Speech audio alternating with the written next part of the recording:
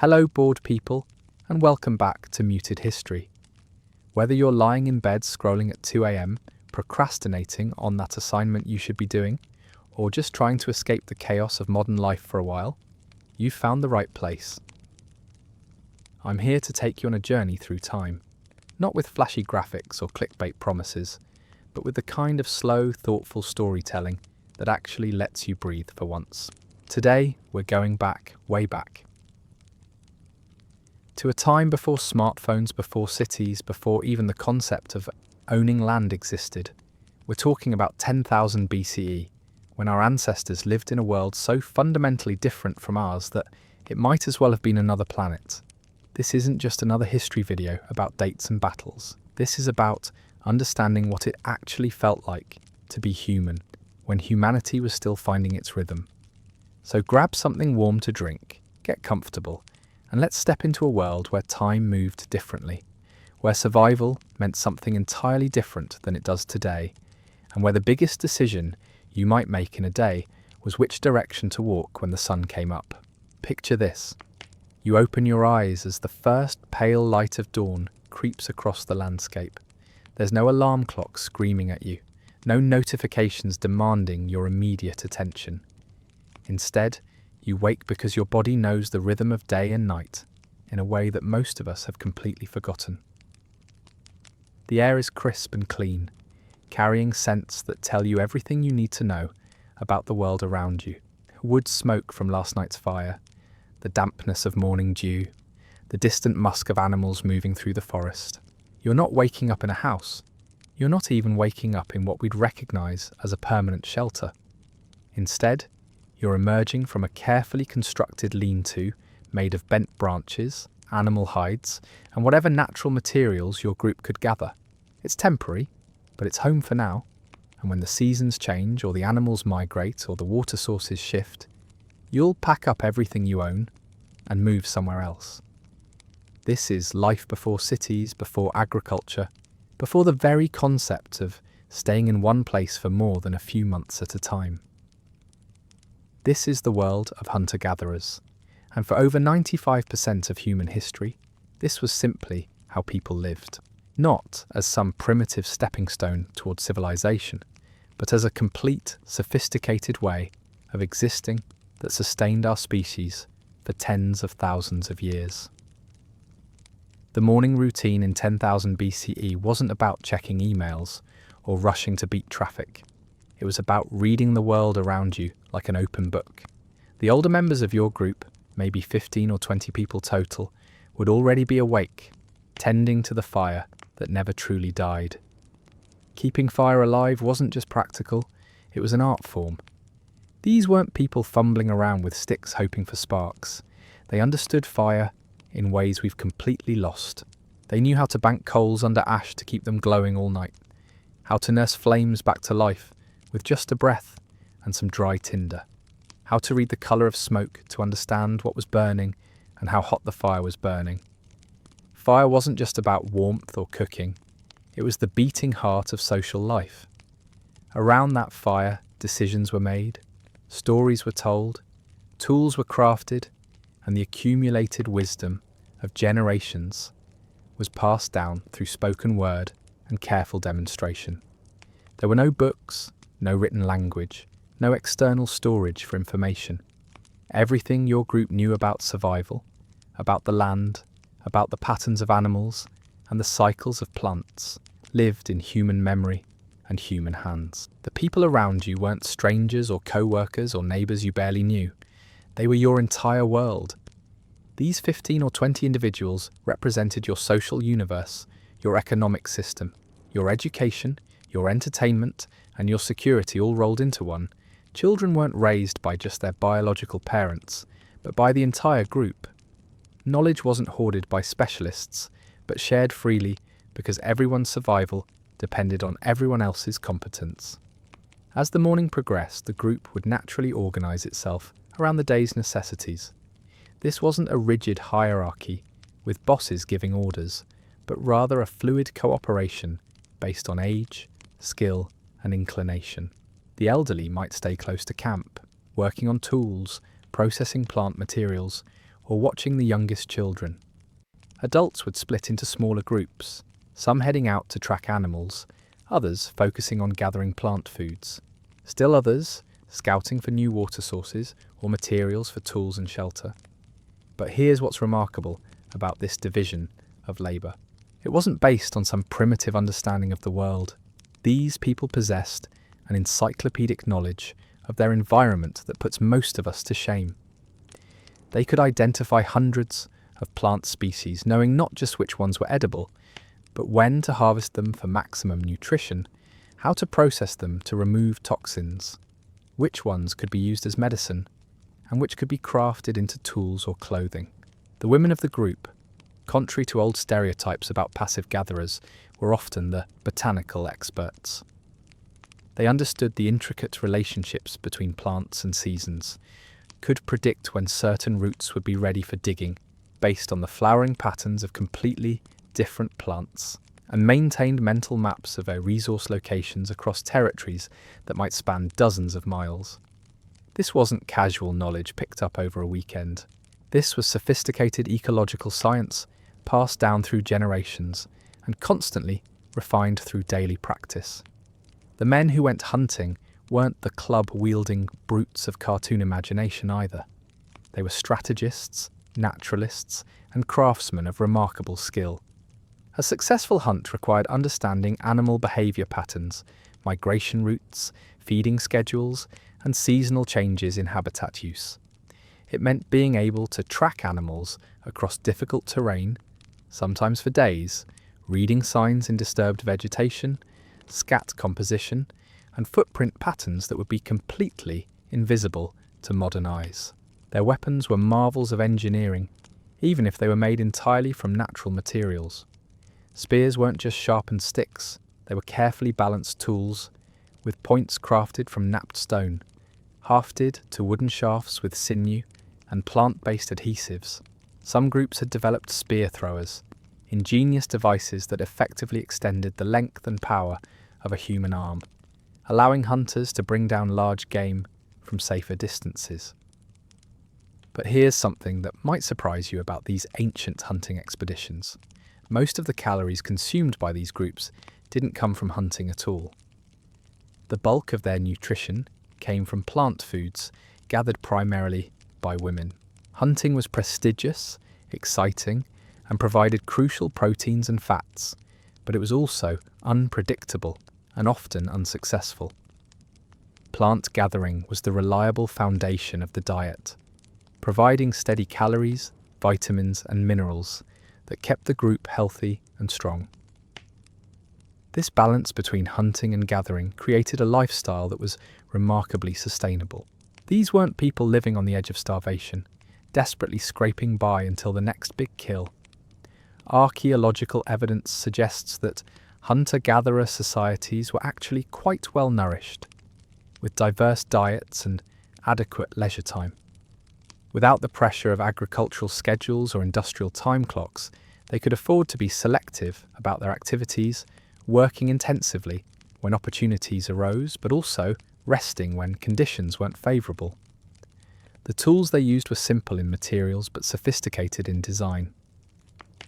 Stone knapping, the art of crafting sharp implements from rock, required years of practice to master. A skilled knapper could look at a piece of flint or obsidian and visualize the tools hidden inside it, then systematically remove flakes to reveal cutting edges, scraping surfaces, and piercing points with remarkable precision. These weren't crude approximations of useful shapes. They were carefully engineered solutions to specific problems, designed to be efficient, durable, and easily maintained. Beyond stone, every natural material had potential uses. Animal bones became needles, awls, and handles. Sinew provided strong, flexible cordage. Plant fibers were woven into baskets, nets, and clothing. Shells could be shaped into cutting tools or decorative ornaments. Nothing was wasted, not out of some noble environmental ethic, but because waste was literally unaffordable when everything you owned had to be carried on your back. The social dynamics of these small groups were unlike anything we experience today. Leadership existed, but it was situational and earned rather than inherited or imposed. The person who knew the most about tracking might lead during a hunt, while someone else with botanical expertise might guide plant-gathering expeditions. Decisions affecting the whole group were made through discussion and consensus, not because democracy was some high ideal, but because everyone's survival depended on group cohesion. Conflict certainly existed, but it had to be managed carefully. In a group of 20 people, you couldn't afford to have permanent enemies or unresolved feuds. Disputes were worked out through various social mechanisms, from public discussion to temporary separation to ritualized competitions. The alternative, splitting the group or expelling individuals, was essentially a death sentence in a world where isolated humans rarely survived for long. Children in this world didn't attend school in any formal sense, but their education was constant and immersive. From the moment they could walk, they were observing adult activities, participating in age-appropriate tasks, and gradually acquiring the vast body of knowledge necessary for survival. Play often mimicked adult work. Children would craft miniature tools, practice tracking games, and engage in mock hunting expeditions that were really sophisticated learning exercises. There were no teenagers in the modern sense. The transition from childhood to adulthood was marked by demonstrated competence rather than arbitrary age limits. When young people could successfully contribute to group survival, track animals, identify plants, craft tools, or care for children, they were recognized as full adults, regardless of their chronological age. This world of 10,000 BCE was not paradise, but neither was it the brutal struggle for existence that popular imagination often portrays. It was a different way of being human, one that prioritized flexibility over permanence, cooperation over competition, and intimate knowledge of the natural world over technological complexity. As our day in this ancient world continues, we'll explore how these remarkable people organized their time, what they did when darkness fell, how they maintained their tools and shelters, and what their rich spiritual and cultural lives looked like. We'll discover that far from being simple or primitive, this was a sophisticated human society that successfully sustained itself across millennia without destroying the environment that supported it. But that's where we'll pick up next time, Bored People. We've only just begun to scratch the surface of what life was really like before cities, before agriculture, before the fundamental changes that would eventually lead to the world we know today. The relationship between these ancient humans and their environment wasn't one of conquest or domination. It was something much more intimate, almost conversational. Every morning brought a new reading of the world's mood. The direction of the wind carried information about weather patterns that might develop over the coming days. The behaviour of birds indicated the presence or absence of predators in the area. The sound of insects humming in the grass revealed the health of local plant communities. This wasn't superstition or primitive thinking. This was applied science, passed down through generations of careful observation and testing. These people understood cause and effect relationships in their environment with a precision that would impress modern ecologists. They knew that certain flowers blooming meant specific roots would be ready for harvest in exactly 3 weeks. They could predict the arrival of migrating herds based on subtle changes in wind patterns and the behaviour of resident animals. The daily routine of gathering food was like reading a complex, ever-changing text written across the landscape. Women would venture out in small groups, their movements guided by an internal calendar that tracked the optimal timing for hundreds of different plant resources. They knew which hillsides would have the fattest tubers after the spring rains, which creek beds harboured the sweetest roots, and which groves would yield the most nutritious nuts as autumn approached. Their gathering techniques were sophisticated beyond anything we might imagine. They understood that harvesting only the outer bulbs of certain plants would allow the core to regenerate, ensuring future harvests from the same location. They knew how to encourage the growth of useful species by selectively clearing competing vegetation or by deliberately scattering seeds in favourable locations. This wasn't quite agriculture, as we understand it, but it wasn't passive foraging either. It was active landscape management that increased the productivity of wild food sources without fundamentally altering the ecosystem. The tools they carried for gathering were marvels of practical engineering. Digging sticks weren't just pointed branches. They were carefully selected pieces of wood, often fire-hardened at the tip and weighted at the handle for maximum efficiency. Gathering baskets were woven from specific plant fibres chosen for their strength, flexibility, and resistance to moisture. These containers could hold substantial loads while remaining light enough to carry across long distances. Processing plant foods required its own specialised knowledge and equipment. Many wild foods are inedible or even toxic in their raw state, but become nutritious and safe when properly prepared. This might involve grinding, soaking, fermenting, or cooking in specific ways that neutralised harmful compounds while preserving or enhancing beneficial nutrients. The grinding stones found at archaeological sites weren't crude rocks used for smashing. They were precisely shaped tools, often passed down through generations, with surface textures carefully maintained for optimal efficiency. Meanwhile, the hunting parties were engaged in their own form of complex problem-solving. Tracking a wounded animal across varied terrain required reading a story, told in broken twigs, disturbed earth, drops of blood, and subtle changes in the animal's gait pattern. Experienced hunters could determine not just which direction their prey had gone, but how badly it was injured, whether it was travelling alone or with others, and, approximately, how much time had passed since it moved through each location. The actual act of hunting required understanding animal psychology as much as physical skill. Successful hunters knew how different species responded to various stimuli, which approach routes would be least likely to trigger flight responses, and how to coordinate group efforts to drive game toward waiting spears or into natural traps. They understood seasonal changes in animal behaviour, knowing when deer would be focused on feeding and less alert to danger, or when certain species would be predictably travelling between water sources and feeding areas. But perhaps most remarkably, these hunting expeditions were also opportunities for teaching and cultural transmission. Experienced hunters would bring along younger members of the group, not just to help carry equipment or assist with the kill, but to observe and learn the countless subtle skills that successful hunting required. This wasn't formal instruction in the way we understand it. It was apprenticeship through participation, with knowledge flowing naturally from demonstrated competence to eager observation.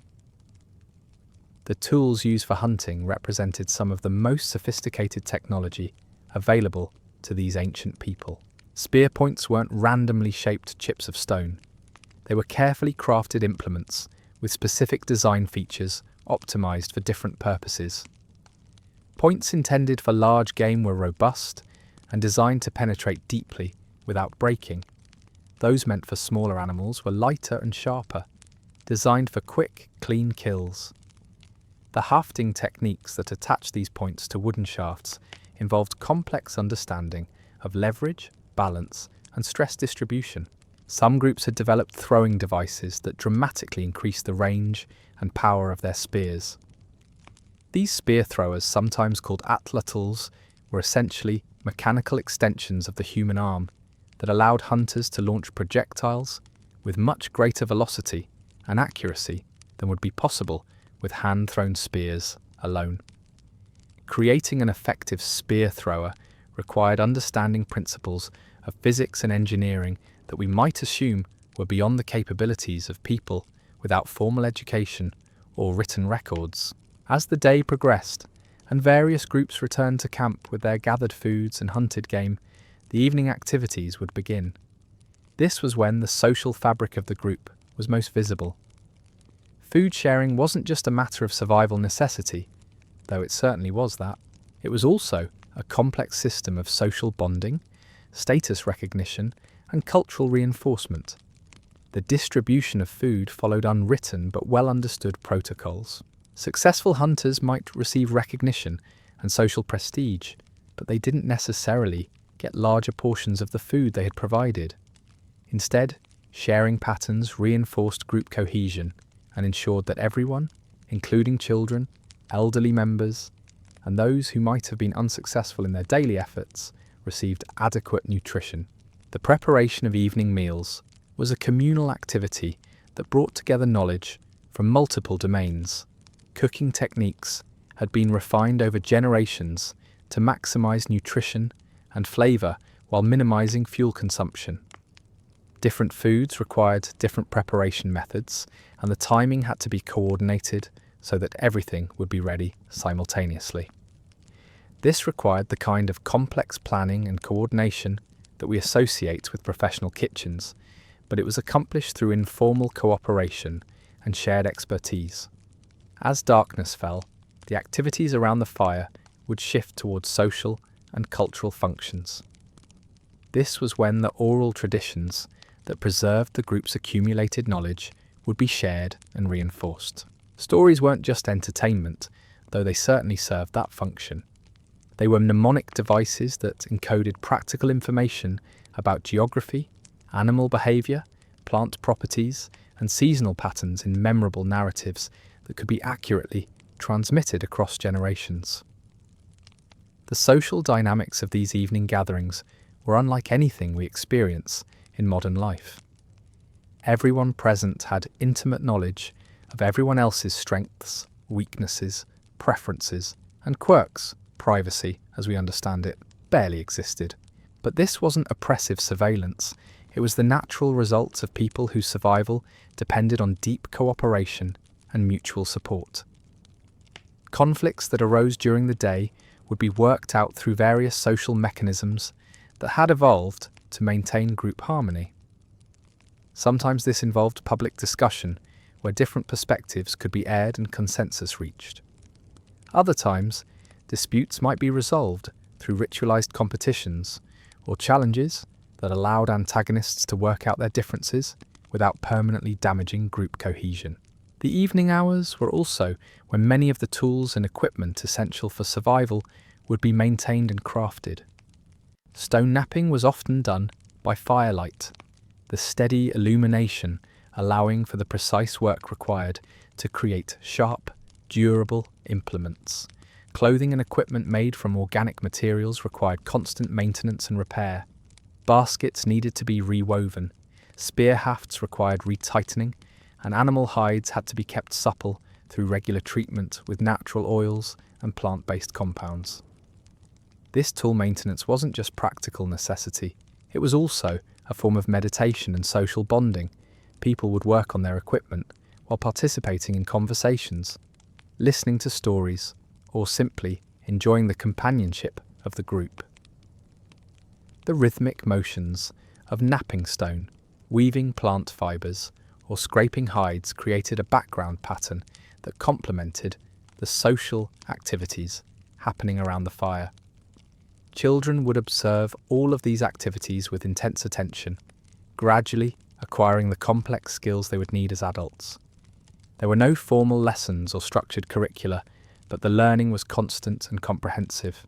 A child watching an adult craft a spear point would absorb not just the mechanical techniques involved, but also the decision-making processes that guided the selection of materials, the planning of the tool's design, and the quality standards that determined whether the finished product was acceptable.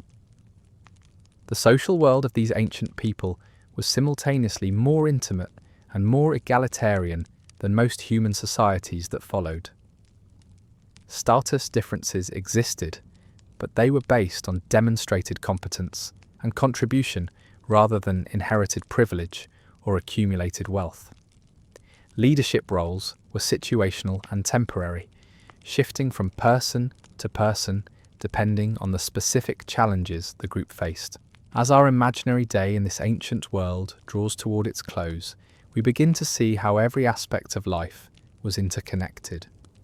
Survival wasn't just about individual skills or lucky breaks. It depended on the accumulated knowledge of the group, the strength of social bonds, and the ability to adapt flexibly to changing circumstances. This was a human society that had achieved a sustainable balance with its environment, not through technology or external controls, but through deep understanding and careful cooperation. The people of 10,000 BCE weren't primitive versions of ourselves, waiting for civilization to arrive and improve their lives. They were fully realized human beings who had developed sophisticated solutions to the challenges of their time and place. Their world was different from ours, but it was complete, functional, and remarkably successful at sustaining human life and culture across thousands of years. The night in this ancient world wasn't something to be endured or rushed through. It was an integral part of the rhythm of life, as essential as the daylight hours for the social and cultural fabric of the group. As the last conversations around the fire died down to murmurs and the flames settled into glowing coals, people didn't retreat to separate rooms or private spaces. They settled down together, wrapped in animal hides, arranged in loose clusters around the dying warmth. Sleep wasn't the solitary, isolated experience we know today. It was communal, protective, and surprisingly comfortable. Bodies pressed close together for warmth, children nestled between adults, everyone breathing in sync with the rhythm of the group. This wasn't just about staying warm, though. That was certainly important. It was about security. In a world where large predators roamed the darkness and danger could approach from any direction, sleeping alone was essentially suicide. The person tending the fire through the night wasn't suffering through some thankless chore. This was often a position of responsibility and honour, held by someone whose sleep was naturally light, and who could read the subtle signs that indicated whether the fire needed attention. They would know exactly how to bank the coals to keep them alive until morning, how much fuel to add to maintain steady warmth without creating dangerous flares, and how to interpret every sound that drifted in from the darkness beyond their small circle of light. Those night sounds told stories of their own, the calls of nocturnal animals, the rustle of wind through vegetation, the distant splash of something drinking at a water source. To modern ears, these might seem like random background noise. But to people whose lives depended on understanding their environment, every sound carried information. The absence of normal night sounds could indicate the presence of a large predator. Unusual animal calls might signal changes in weather patterns or the movement of prey animals through the area. Dreams in this world weren't just random neural firing during sleep. They were often considered communications from spirits, ancestors, or the animals that shared their landscape. A hunter who dreamed of a particular animal might interpret this as guidance about where to search the next day. Someone who dreamed of a deceased relative might receive advice about solving current problems or warnings about potential dangers. These weren't primitive superstitions, but sophisticated psychological and cultural tools that helped people process information and make decisions. Morning would come gradually, marked not by alarm clocks, but by the natural progression of light and the stirring of life around them. The first person to wake might gently coax the fire back to life, adding small pieces of tinder to the banked coals until flames began to dance again. The warmth and light would gradually rouse others, but there was no frantic rush to begin the day. People would stretch, share quiet conversations, and ease slowly into consciousness. The very first task of each day was reading the world around them for any changes that might have occurred during the night had it rained, leaving puddles that might attract game animals, had the wind shifted, bringing new scents or weather patterns. Were there fresh tracks near the camp indicating that animals had passed by while the group slept? This environmental assessment was as automatic and essential as checking the weather forecast is for us today. Personal hygiene in this world wasn't the elaborate ritual we know today, but it wasn't neglected either. People understood the connection between cleanliness and health, even if they didn't know about germs or bacteria in the modern sense. Rivers and streams provided opportunities for washing, and certain plants could be used as natural soaps or antiseptics. Dental care involved chewing fibrous plant materials that helped clean teeth, and many wild plants had properties that freshened breath or reduced oral bacteria. The tools they used for personal care were ingeniously simple. Sharp stone flakes could serve as razors for removing unwanted body hair. Thorns or thin bone splinters made effective needles for removing splinters or performing minor medical procedures. Animal bladders could be fashioned into water containers for washing. Every aspect of personal maintenance was accomplished using materials that could be found or crafted from the natural world around them. Clothing in this era was far more sophisticated than the crude animal skin wraps we might imagine. These people were skilled tailors who understood how to cut and sew hides to create garments that fit well, provided effective protection from the elements, and allowed for the full range of movement required by their active lifestyle. They knew how to prepare different types of animal skins for different purposes, creating soft, flexible materials for undergarments and tougher, more weather-resistant materials for outer layers. The decoration of clothing and personal items wasn't just vanity. It served important social functions, helping to identify individuals from a distance, indicating status or role within the group, and expressing personal or cultural preferences.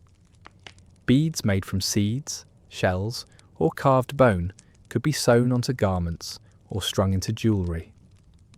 Natural pigments could be used to dye materials or create decorative patterns. Even the way someone styled their hair could communicate information about their age, marital status, or role in the community. The seasonal cycle governed every aspect of life in ways that we can barely comprehend today. Spring brought the return of migrating animals, the emergence of new plant growth, and the opportunity to replenish food stores that might have run low during the winter months. Summer offered the richest variety of plant foods, the longest days for travel and exploration, and the best weather for major projects like creating new tools or improving shelters. Autumn was a time of intense activity as groups prepared for the lean months ahead. This was when the most nutritious plant foods ripened, when animals were at their fattest and most numerous, and when every opportunity had to be seized to build up reserves for winter survival. The knowledge required to successfully navigate this seasonal preparation was encyclopedic. People had to know exactly when each type of food would be ready, how to process and preserve it for long-term storage, and how to calculate the quantities needed to sustain the group through months of scarcity. Winter brought its own challenges and opportunities. Food gathering became more difficult, but it wasn't impossible. Many plant foods could be stored underground or in other natural caches. Some animals remained active and could be hunted even in cold weather. Ice fishing became possible once rivers and lakes froze. The longer nights provided more time for tool-making, storytelling, and the social activities that strengthened group bonds during the most challenging part of the year. The spiritual life of these ancient people was inseparable from their practical existence.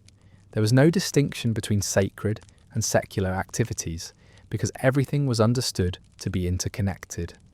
The animals they hunted had spirits that needed to be respected and appeased. The plants they gathered were gifts that required proper acknowledgement and reciprocal care. The land itself was a living entity that could provide abundance or withhold its gifts depending on how it was treated. Rituals weren't separate ceremonies performed at special times. They were woven into the fabric of daily life. The first plant gathered each day might be offered back to the earth with a prayer of gratitude. The bones of hunted animals might be arranged in specific patterns to honour their spirits and ensure future hunting success. Even the preparation of tools could involve ritual elements, with certain materials blessed or specific procedures followed to ensure the finished product would be effective and safe to use. The relationship between humans and animals in this world was complex and intimate in ways we struggle to understand today. Animals weren't just resources to be exploited. They were neighbours, teachers, and spiritual guides. People learned hunting techniques by observing how predators stalked their prey. They discovered medicinal plants by watching which ones sick animals sought out. They interpreted animal behavior as indicators of weather patterns, seasonal changes, and potential dangers. This connection extended to a deep understanding of animal psychology and social behavior. Successful hunters knew not just how to track and kill animals, but how to think like them. They understood the social hierarchies of herd animals, the territorial behaviors of predators, and the seasonal migration patterns that could be predicted years in advance. This knowledge was gained through lifetimes of careful observation and was considered as valuable as any material possession. The role of elders in this society was particularly important because they were the living libraries of accumulated knowledge. In a world without written records, the memories of older individuals contained information that might mean the difference between survival and starvation for the entire group. They remembered years when particular food sources had failed, strategies that had worked during previous crises, and the locations of resources that might not be needed for years at a time but could be crucial during emergencies. Young people weren't just passive recipients of this knowledge. They were active participants in a complex educational system that prepared them for adult responsibilities through gradually increasing participation in essential activities. A child might start by carrying small items during gathering expeditions, progress to identifying edible plants under supervision, and eventually become skilled enough to guide their own gathering parties to productive locations. The transition from childhood to adulthood wasn't marked by arbitrary age limits, but by demonstrated competence and social recognition. Someone became an adult when they could contribute meaningfully to group survival, make sound decisions under pressure, and take responsibility for the welfare of others. This might happen at different chronological ages for different individuals, depending on their natural abilities, learning opportunities, and the specific needs of their group. Marriage and family relationships in this world were governed by practical considerations as much as emotional ones. Partnerships had to contribute to group survival and social stability. The small size of most bands meant that everyone was related to everyone else in some way. So marriage rules had to navigate complex kinship relationships while ensuring genetic diversity and social harmony. Children belonged to the entire group in ways that modern nuclear families might find difficult to understand. While biological relationships were certainly recognized and important, child rearing was a communal responsibility. Every adult had some role in educating, protecting, and caring for every child. This distributed parenting system meant that children learned from multiple teachers, developed relationships with many adult role models, and were protected even if their biological parents were absent or unable to care for them, too. The material culture of these people was remarkably sophisticated, despite being based entirely on natural materials. Every object had to be lightweight, durable, and multifunctional because everything they owned had to be carried whenever the group moved to a new location. This constraint led to ingenious design solutions that maximized utility while minimizing weight and bulk. Storage containers were woven from plant fibers using techniques that created watertight vessels capable of holding liquids or keeping stored foods dry and protected from insects. These baskets could be nested inside each other for efficient packing and were often designed with specific shapes optimized for the types of materials they would contain. Some were tall and narrow for long items like spears or digging sticks. Others were wide and shallow for flat items like hide clothing or sleeping materials. The weapons and tools used by these people represented thousands of years of gradual improvement and refinement. Each implement was the result of countless experiments and modifications, with successful innovations passed down through generations, while less effective designs were abandoned. The knowledge required to create these tools was extensive and specialized, requiring understanding of material properties, design principles, and manufacturing techniques that could take years to master.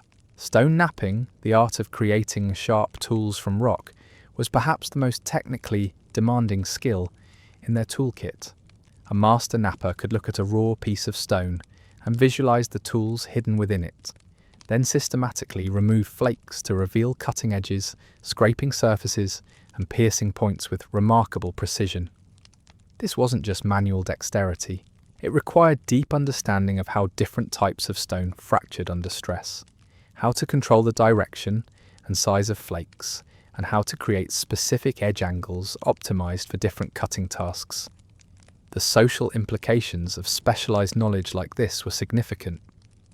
Master craftspeople held important positions in their communities, not just because of the tools they could create, but because of their role as teachers and keepers of technical knowledge. The relationship between master and apprentice was crucial for maintaining and improving the technological capabilities of the group over time. As we near the end of our journey through a typical day in this ancient world, it becomes clear that life before cities was neither the brutal struggle for survival nor the idyllic paradise that popular imagination often portrays. It was a complete, sophisticated way of being human that successfully sustained our species for the vast majority of our time on Earth. These people weren't waiting for civilization to rescue them from primitive conditions. They had already created a civilization, just one based on different principles than the urban societies that would eventually follow. Their civilization was built on intimate knowledge of the natural world, cooperative social relationships, and sustainable ways of meeting human needs without destroying the environment that supported them. The lessons from this ancient way of life aren't just historical curiosities, they offer insights into human nature, sustainable living, and the kinds of social relationships that promote both individual well-being and group survival. While we can't and shouldn't try to return to the world of 10,000 BCE, we can learn from the wisdom these people accumulated over thousands of years of successful adaptation to their world.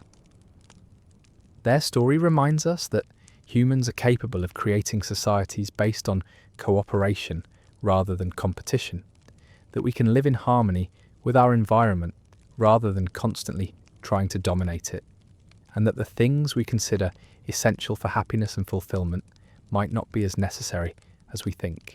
In many ways, these ancient people achieved a kind of success that our modern world is still struggling to attain. But the world was changing, bored people. Even as these sophisticated hunter-gatherer societies flourished across the globe, the seeds of transformation were already being planted. Climate was shifting, populations were growing, and in a few scattered locations around the world, some groups were beginning to experiment with new ways of obtaining food that would eventually transform human civilization forever.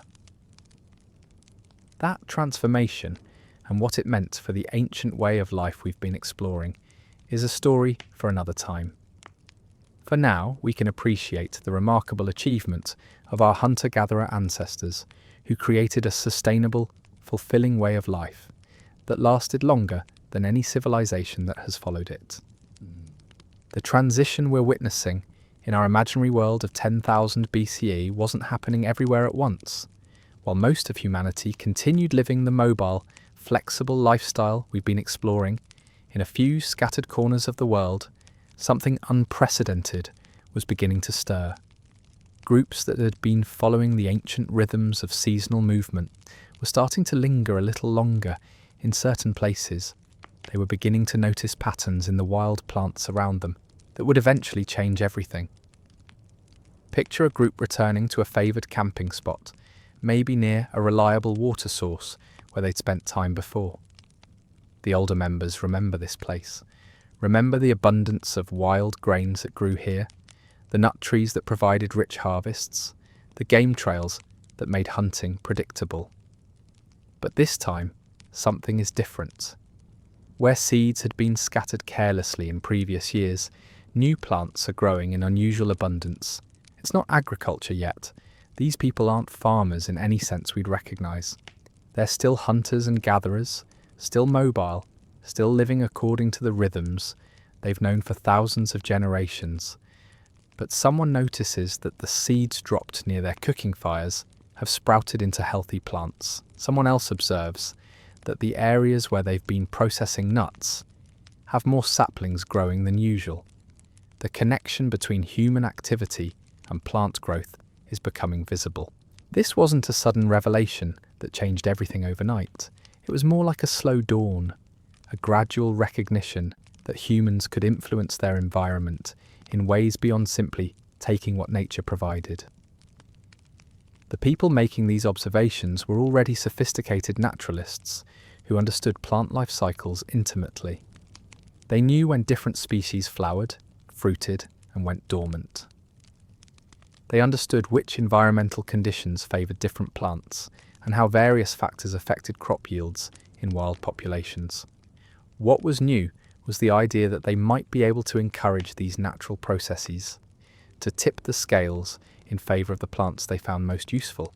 This might start with something as simple as pulling weeds that competed with desirable species, or scattering seeds in areas that looked promising for growth. They weren't trying to create artificial ecosystems. They were learning to work with natural systems more intentionally. The social implications of these early experiments were profound, though they developed so gradually that the people involved probably didn't recognize them as revolutionary changes. When groups began returning to the same locations year after year to tend and harvest their semi-managed plant resources, they were taking the first steps toward a completely different way of organizing human society. Staying in one place longer meant that temporary shelters could be improved and expanded. Why settle for a simple lean-to that would only be used for a few weeks, when you might be returning to the same spot for several months each year? Groups began investing more time and effort in creating substantial structures that could be reused and improved over multiple seasons. These weren't permanent settlements yet. Most groups still followed seasonal migration patterns, moving to different locations as resources became available or as weather conditions changed. But the winter camps or summer gathering sites were becoming more elaborate, more comfortable, and more like what we might recognise as homes rather than temporary bivouacs. The increased investment in particular locations also meant that groups developed stronger territorial attachments. When you've spent years improving a campsite, clearing areas for plant management, and building up knowledge about local resource patterns, that place becomes more valuable.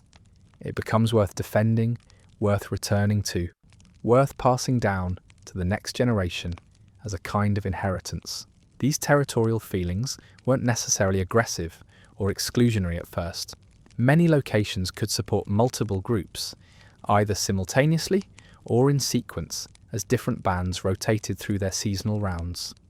But the seeds of property concepts were being planted, the idea that particular places could belong to particular people in ways that went beyond temporary occupation. The gradual shift toward plant management also changed the daily rhythms of life in subtle but important ways.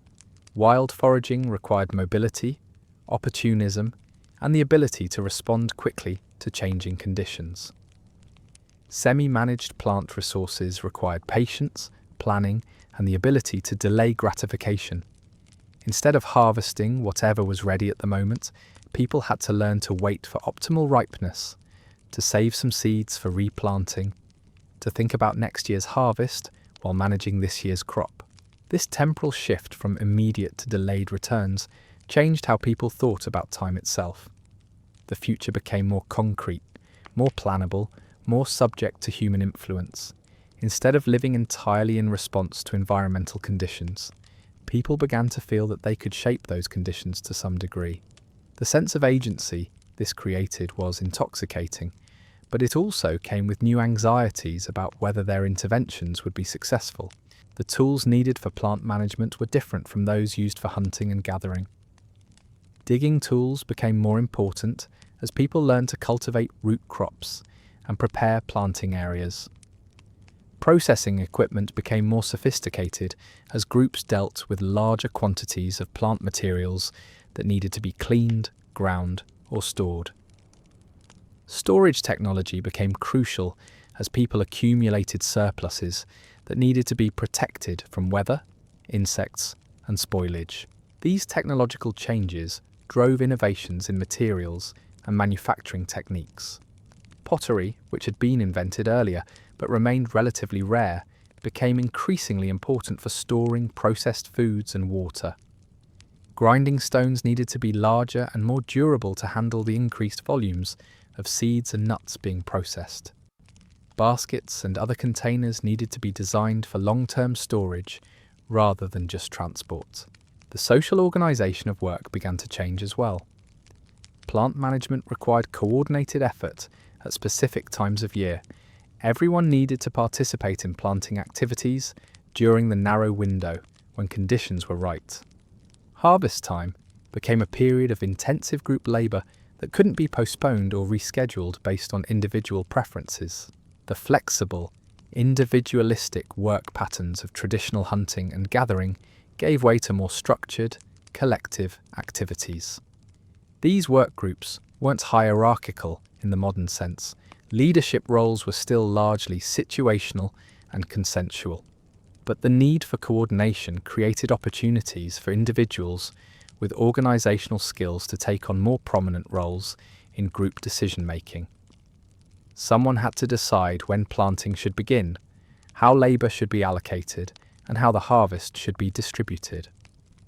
These weren't necessarily permanent positions of authority, but they were stepping stones toward more formal leadership structures. The increased productivity of managed plant resources also began to support larger group sizes. A hunting and gathering band of 20 or 30 people might grow to 50 or 60 as food security improved and infant mortality decreased. These larger groups created new social dynamics and organisational challenges. More people meant more relationships to manage, more potential for conflict, and more need for formal mechanisms to maintain group cohesion. The abundance created by early plant management also allowed for increased specialisation.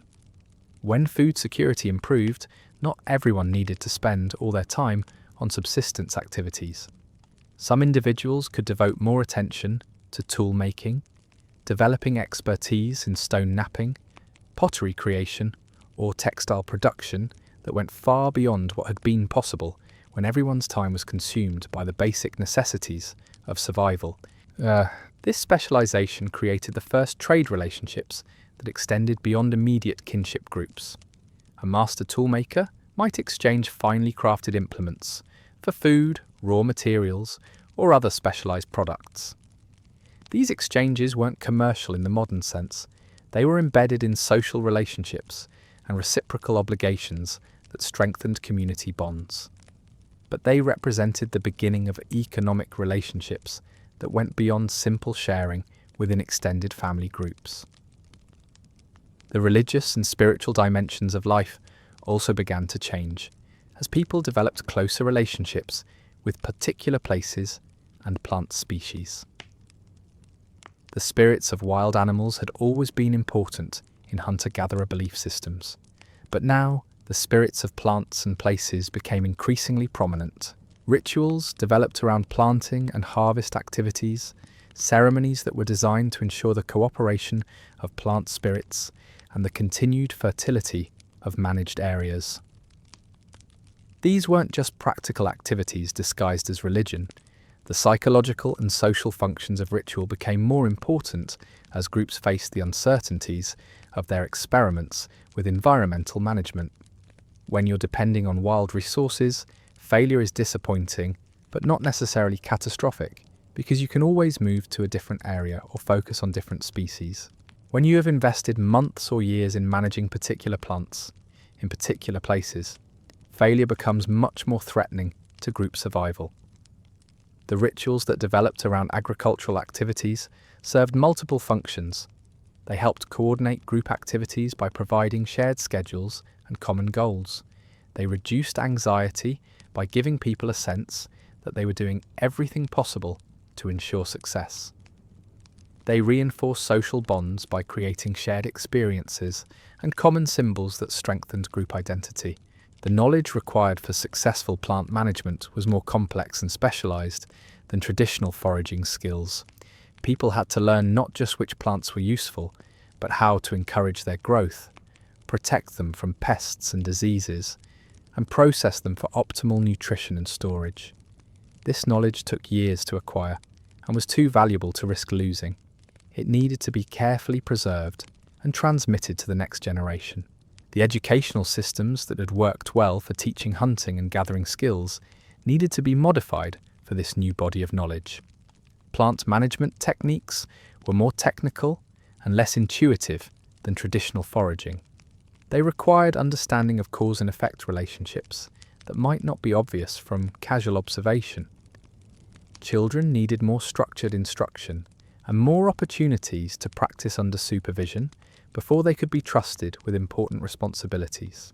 The seasonal cycles that had always governed human activity became even more important as people learned to work with plant growth patterns. The timing of various activities became crucial in ways it had never been before. Planting too early or too late could mean the difference between abundance and starvation.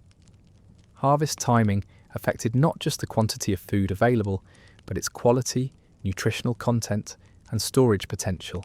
These intensified relationships with natural cycles created new forms of environmental knowledge that were more detailed and precise than anything that had come before. People developed sophisticated understanding of soil conditions, water requirements, pest cycles, and weather patterns that allowed them to optimize their plant management activities. This knowledge was both practical and theoretical, combining hands-on experience with increasingly complex mental models of how natural systems worked. The success of these early agricultural experiments created positive feedback loops that encouraged further innovation and expansion. Groups that developed effective plant management techniques could support larger populations, accumulate more resources, and invest more time in developing new technologies. These advantages allowed them to expand into new territories and share their knowledge with other groups, spreading agricultural techniques across wider geographic areas. But success also created new vulnerabilities that hunting and gathering societies had never faced. Dependence on managed plant resources meant that crop failures could be catastrophic in ways that hunting and gathering failures rarely were. Groups that had grown larger based on agricultural surplus found themselves unable to return to traditional foraging when their managed resources failed. The safety net of mobility and flexibility that had sustained humans for thousands of years was gradually being eroded. The psychological impact of these changes was as significant as the practical effects. People who had lived their entire lives as part of natural systems were beginning to see themselves as controllers of those systems. The sense of harmony and integration with the natural world that had characterized hunting and gathering societies was being replaced by a more manipulative relationship that emphasized human agency and environmental control. This shift in worldview had profound implications for how people understood their place in the world and their relationships with other species. Animals began to be seen less as equals or teachers and more as resources to be managed. Plants became crops rather than wild relatives. The land itself transformed from a living community to a production system that existed primarily to serve human needs. These changes didn't happen uniformly or simultaneously across all groups experimenting with plant management. Some communities maintained stronger connections to traditional hunting and gathering practices, using agricultural techniques to supplement rather than replace their traditional subsistence strategies. Others embraced the new possibilities more completely, committing themselves increasingly to the managed landscapes they were creating. The diversity of responses to these new opportunities created a patchwork of different societies with different relationships to their environments. Some remained essentially hunter-gatherers who practiced limited plant management as a seasonal supplement to their traditional activities. Others developed into what we might recognize as early farming communities though they were still quite different from the agricultural societies that would develop later. The interactions between these different types of communities created new forms of social and economic relationships. Groups that specialized in different subsistence strategies could exchange their surplus products, creating trade networks that connected communities across large geographic areas. These exchanges weren't just economic, they were also opportunities for sharing knowledge, technologies, and cultural innovations that accelerated the pace of change throughout the region. The children growing up in these transitional communities were experiencing a world that was changing faster than any previous human generation had known. The knowledge they inherited from their parents was still valuable, but it needed to be supplemented with new skills and understanding that their parents were still developing. The traditional educational systems that had worked for thousands of years were being stretched to accommodate new types of learning and new forms of expertise. Young people in these communities found themselves in the position of pioneers, exploring possibilities that no previous generation had encountered. Some embraced these opportunities enthusiastically, developing innovations that pushed their communities further toward agricultural lifestyles. Others felt more comfortable with traditional practices, maintaining the hunting and gathering skills that provided security when agricultural experiments failed. The tension between innovation and tradition created a dynamic cultural environment where new ideas were constantly being tested against established practices. Some innovations proved valuable and were adopted widely. Others turned out to be unsuccessful and were abandoned. Still others worked well in some circumstances, but not in others, leading to increasing diversity in how different communities approach the challenges of survival and prosperity. As we observe these ancient people navigating the transition between two fundamentally different ways of life, we can see the seeds of conflicts and opportunities that would shape human history for thousands of years to come. The choice between mobility and settlement, between working with natural systems and trying to control them, between individual flexibility and collective coordination, would define human societies long after the people making these original decisions had been forgotten. But that's a story that extends far beyond our imaginary day in 10,000 BCE. For now, we can appreciate the remarkable moment we've been witnessing, when our ancestors stood at the threshold of changes that would transform not just how they lived, but how they understood themselves and their place in the world. These weren't primitive people stumbling towards civilization. They were sophisticated human beings making thoughtful choices about how to adapt to changing circumstances and new opportunities. The world they were creating wasn't necessarily better or worse than the one they were leaving behind. It was different, with its own advantages and challenges, its own possibilities and constraints. The people making these choices couldn't foresee all the consequences of their decisions, just as we can't predict all the results of the choices we make today. They were doing what humans have always done, using their intelligence, creativity, and social cooperation to adapt to their circumstances and try to create better lives for themselves and their children. Their story reminds us that human nature is remarkably flexible and adaptive, capable of thriving in many different types of societies and environments. The hunting and gathering lifestyle that had sustained our species for hundreds of thousands of years wasn't abandoned because it had failed, but because changing circumstances created new opportunities that some groups chose to explore. As we wrap up our journey through this pivotal moment in human history, we can see that the people of 10,000 BCE were not so different from us. They faced uncertainties about the future, made difficult choices based on incomplete information, and tried to balance competing desires for security and opportunity.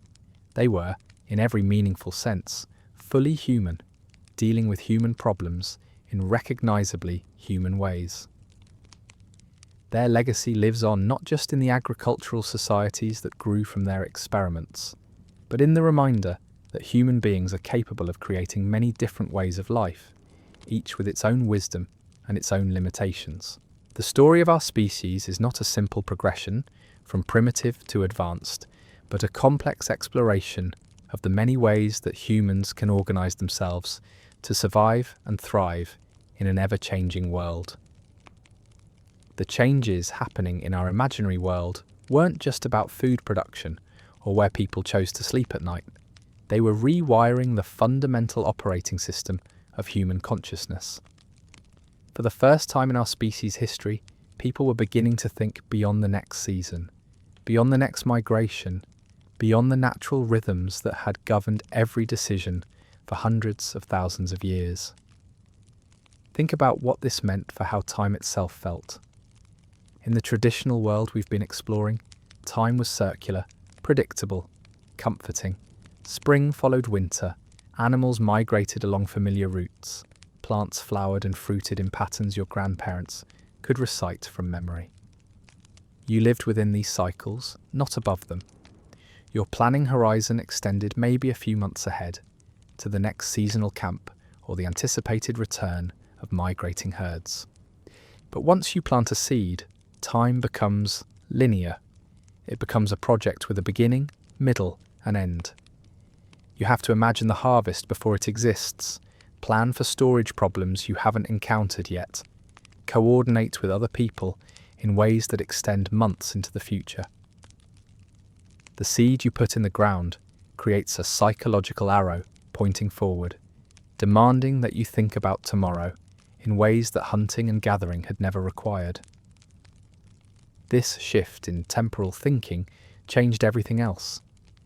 Language had to evolve new concepts for talking about hypothetical futures and planned events. Social relationships had to accommodate commitments that extended beyond immediate reciprocity. Decision-making processes had to weigh long-term consequences against short-term benefits in ways that were entirely unprecedented.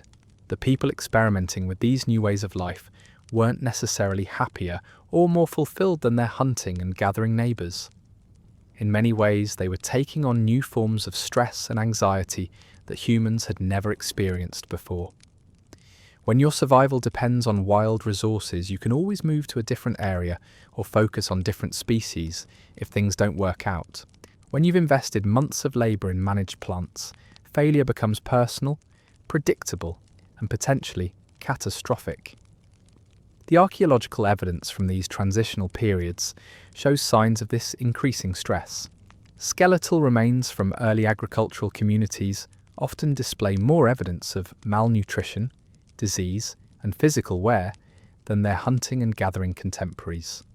Tooth decay becomes more common as diets shift towards starchy cultivated plants. Repetitive stress injuries appear as people spend more time performing the same grinding, digging, and processing motions, but there were compensations that made these trade-offs seem worthwhile to the people making them. The security of stored surplus food meant that groups could survive seasonal shortfalls that might have forced hunter-gatherers to disperse or migrate to less favourable areas. Children could be born and raised in more stable environments with better nutrition during their crucial early years. Older adults could remain valuable contributors to the community even when they were no longer capable of the physical demands of hunting or long-distance foraging. The increased food security also created opportunities for cultural and technological development that had been impossible in the more precarious world of hunting and gathering. When you don't have to spend every day focused on immediate survival needs, you can invest time in activities that don't have obvious practical benefits. Art becomes more elaborate, music more complex, storytelling more sophisticated.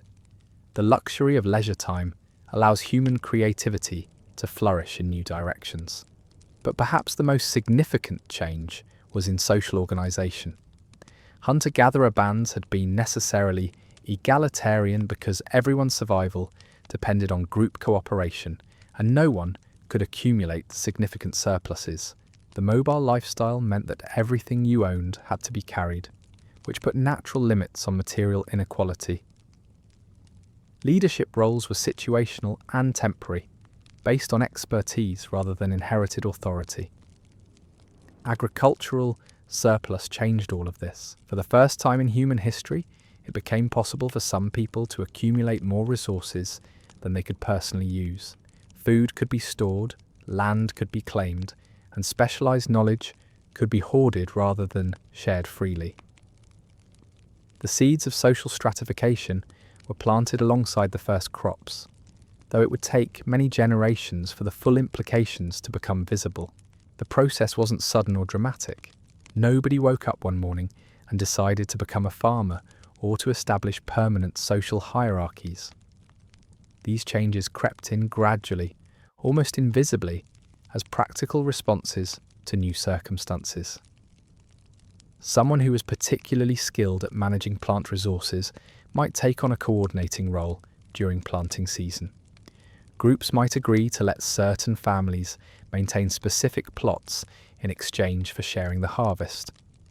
Knowledge about optimal planting techniques might be passed down through particular lineages rather than shared equally among all community members. Each of these individual decisions made perfect sense in its immediate context, but collectively, they were creating a completely different type of society, one based on accumulation rather than sharing, on hierarchy rather than equality, on control rather than adaptation. The people making these choices couldn't see where they were leading because the changes were so gradual and the precedents were so limited. The spiritual dimensions of these changes were equally profound. Hunter-gatherer religions had typically emphasized harmony with natural forces, respect for animal spirits, and integration with seasonal cycles. Humans were part of the natural community, not separate from it or superior to it. The spirits that mattered were those of the animals you hunted, the places you camped, and the ancestors who had walked the same paths before you. Agricultural societies developed different relationships with the spiritual world. The gods who mattered were those who controlled rainfall, soil fertility, and crop diseases. Religious practices focused on ensuring divine cooperation with human plans, rather than on maintaining harmony with existing natural systems. Humans began to see themselves as partners with divine forces in reshaping the world rather than as participants in unchanging cosmic cycles. These new forms of spirituality weren't necessarily more or less sophisticated than their predecessors, but they reflected fundamentally different assumptions about the relationship between humans and the rest of creation. The animistic worldview that had sustained hunter-gatherers for hundreds of thousands of years was gradually being replaced by religious systems that emphasized human agency, divine authority, and the possibility of controlling natural forces through proper ritual observance. The technologies that developed alongside these new spiritual practices were increasingly complex and specialized. Pottery became more elaborate as groups developed techniques for creating vessels optimized for specific storage and processing needs. Stone tools became more diverse and sophisticated as people developed implements designed for particular agricultural tasks. Textile production advanced rapidly as groups learned to process plant fibers and animal materials into increasingly complex fabrics. But the most important technological development was probably the creation of permanent architecture. Hunter-gatherer shelters had been designed for mobility, constructed from lightweight materials that could be easily transported or abandoned. Agricultural communities needed structures that could protect stored surpluses, house larger populations, and serve specialized functions like food processing or tool manufacturing. These early buildings weren't the impressive monuments we associate with later civilizations, but they represented a fundamental shift in how humans related to space. For the first time, people were creating environments that were entirely artificial, designed to serve human purposes rather than to integrate with natural systems. The psychological impact of living inside constructed spaces rather than adapted natural shelters was probably more significant than we can easily imagine. The social implications of permanent architecture were equally important. Buildings created private space in ways that had never existed before. Individual families could own and control specific structures, creating new forms of property and inheritance. Specialized buildings allowed for new types of activities that required protection from weather or privacy from community observation. The very concept of being indoors versus outdoors became meaningful in ways it had never been for mobile peoples. Children growing up in these increasingly settled communities were experiencing a fundamentally different relationship with their environment than any previous generation of humans. Instead of learning to read natural signs and adapt to changing conditions, they were learning to manipulate and control their surroundings.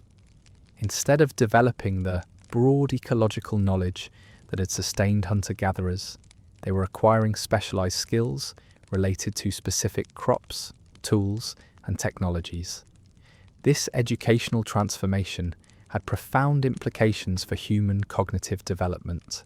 The mental skills that had been crucial for hunting and gathering, things like spatial memory, pattern recognition, and environmental awareness, became less important than the ability to plan ahead, follow instructions, and coordinate with larger groups of people. Human intelligence wasn't becoming better or worse, but it was being shaped by very different selective pressures and learning environments. The languages spoken by these transitional communities had to evolve rapidly to accommodate new concepts and relationships. Vocabulary expanded to include words for ownership, storage, planning, and coordination that had been unnecessary in hunter-gatherer societies. Grammar became more complex as people needed to discuss hypothetical events, conditional relationships, and extended time sequences. The very structure of human communication was being transformed by the new social and economic realities these communities were creating. Trade relationships between different communities became increasingly important as groups specialized in producing particular crops or crafting specific types of tools. These exchanges weren't just economic transactions, but cultural interactions that spread innovations and ideas across wide geographic areas. A technique for processing grain that was developed in one valley might spread to dozens of other communities through these trading networks, accelerating the pace of technological and social change throughout entire regions. The seasonal rhythms that had once governed all human activity were being supplemented by new types of cycles based on agricultural tasks and social obligations. Planting time, weeding time, harvest time, and storage time created new shared schedules that required unprecedented levels of coordination and cooperation. Communities had to develop new forms of decision-making that could handle the complexity of coordinating dozens of people in multiple simultaneous activities. These coordination challenges led to the emergence of new leadership roles and social institutions. Someone had to decide when communal work should begin, how labour should be divided, and how the results should be distributed. These weren't necessarily permanent positions of authority, but they were stepping stones toward more formal governmental structures. The skills required for managing complex group activities were becoming more valuable and more specialized. The health implications of these lifestyle changes were mixed and complex. On one hand, agricultural communities could support larger populations with more reliable nutrition, especially during seasonal shortages that had traditionally caused hardship for hunter-gatherers. Children could be weaned earlier, and mothers could have babies more frequently, because plant-based foods provided adequate nutrition for infants and toddlers. On the other hand, the increased population density created new health challenges that humans had never faced before. Infectious diseases could spread more rapidly through settled communities than through mobile bands. Parasites and pathogens found new opportunities in the waste products and food stores that accumulated around permanent settlements. The more limited diet of agricultural communities, despite its reliability, often lacked the nutritional diversity that had kept hunter-gatherers healthy. The psychological adaptation to these new ways of life was probably the most challenging aspect of the transition.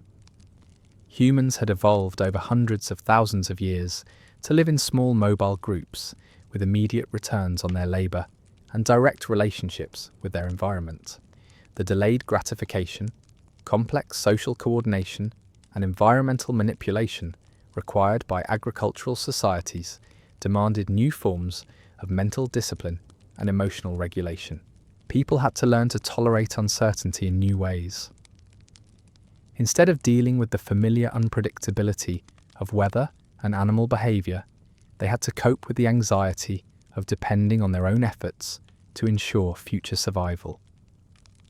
The success or failure of their crops became a reflection of their competence and worthiness in ways that hunting and gathering successes never had been. The stories these communities told themselves had to evolve to help people make sense of their changing circumstances. Traditional myths about animal spirits and natural cycles were supplemented by new narratives about human agency, divine intervention, and the rewards of hard work. Heroes in these stories weren't just skilled hunters or wise elders, but innovators who discovered new techniques or leaders who guided their people through difficult transitions. These cultural adaptations were crucial for helping people maintain their sense of identity and purpose as their world changed around them. The stories, rituals, and social practices that emerged during this transition period provided psychological anchors that helped people navigate the uncertainty and complexity of their new lifestyles while maintaining connections to their ancestral traditions. Women's roles in these transitional communities were particularly complex and variable. In many hunter-gatherer societies, women had been the primary botanical experts, responsible for the knowledge and skills related to plant foods. As groups began managing plant resources more intensively, this expertise became even more valuable and central to community survival. But the increasing importance of agriculture also created new forms of gender-based labour division that hadn't existed in traditional societies. The physical demands of land clearing, heavy digging, and crop processing often fell disproportionately on male community members, while women retained responsibility for food preparation, childcare, and household management. These divisions weren't universal or absolute, but they represented the beginning of more rigid gender roles that would characterize many agricultural societies. The relationship between humans and animals was also being transformed in fundamental ways. Hunter-gatherer societies had typically viewed animals as equals or even superiors, beings with their own intelligence, agency, and spiritual significance. The relationship was one of respect, negotiation, and reciprocity, even when it involved killing animals for food. Agricultural communities began developing more utilitarian relationships with animal species.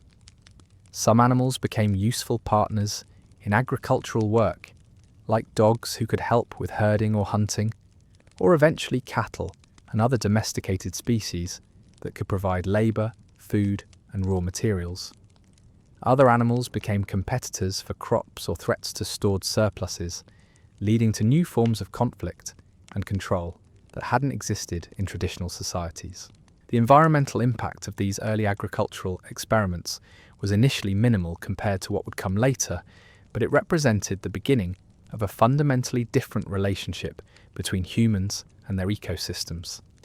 Instead of adapting to natural systems, people were beginning to modify those systems to better serve human needs.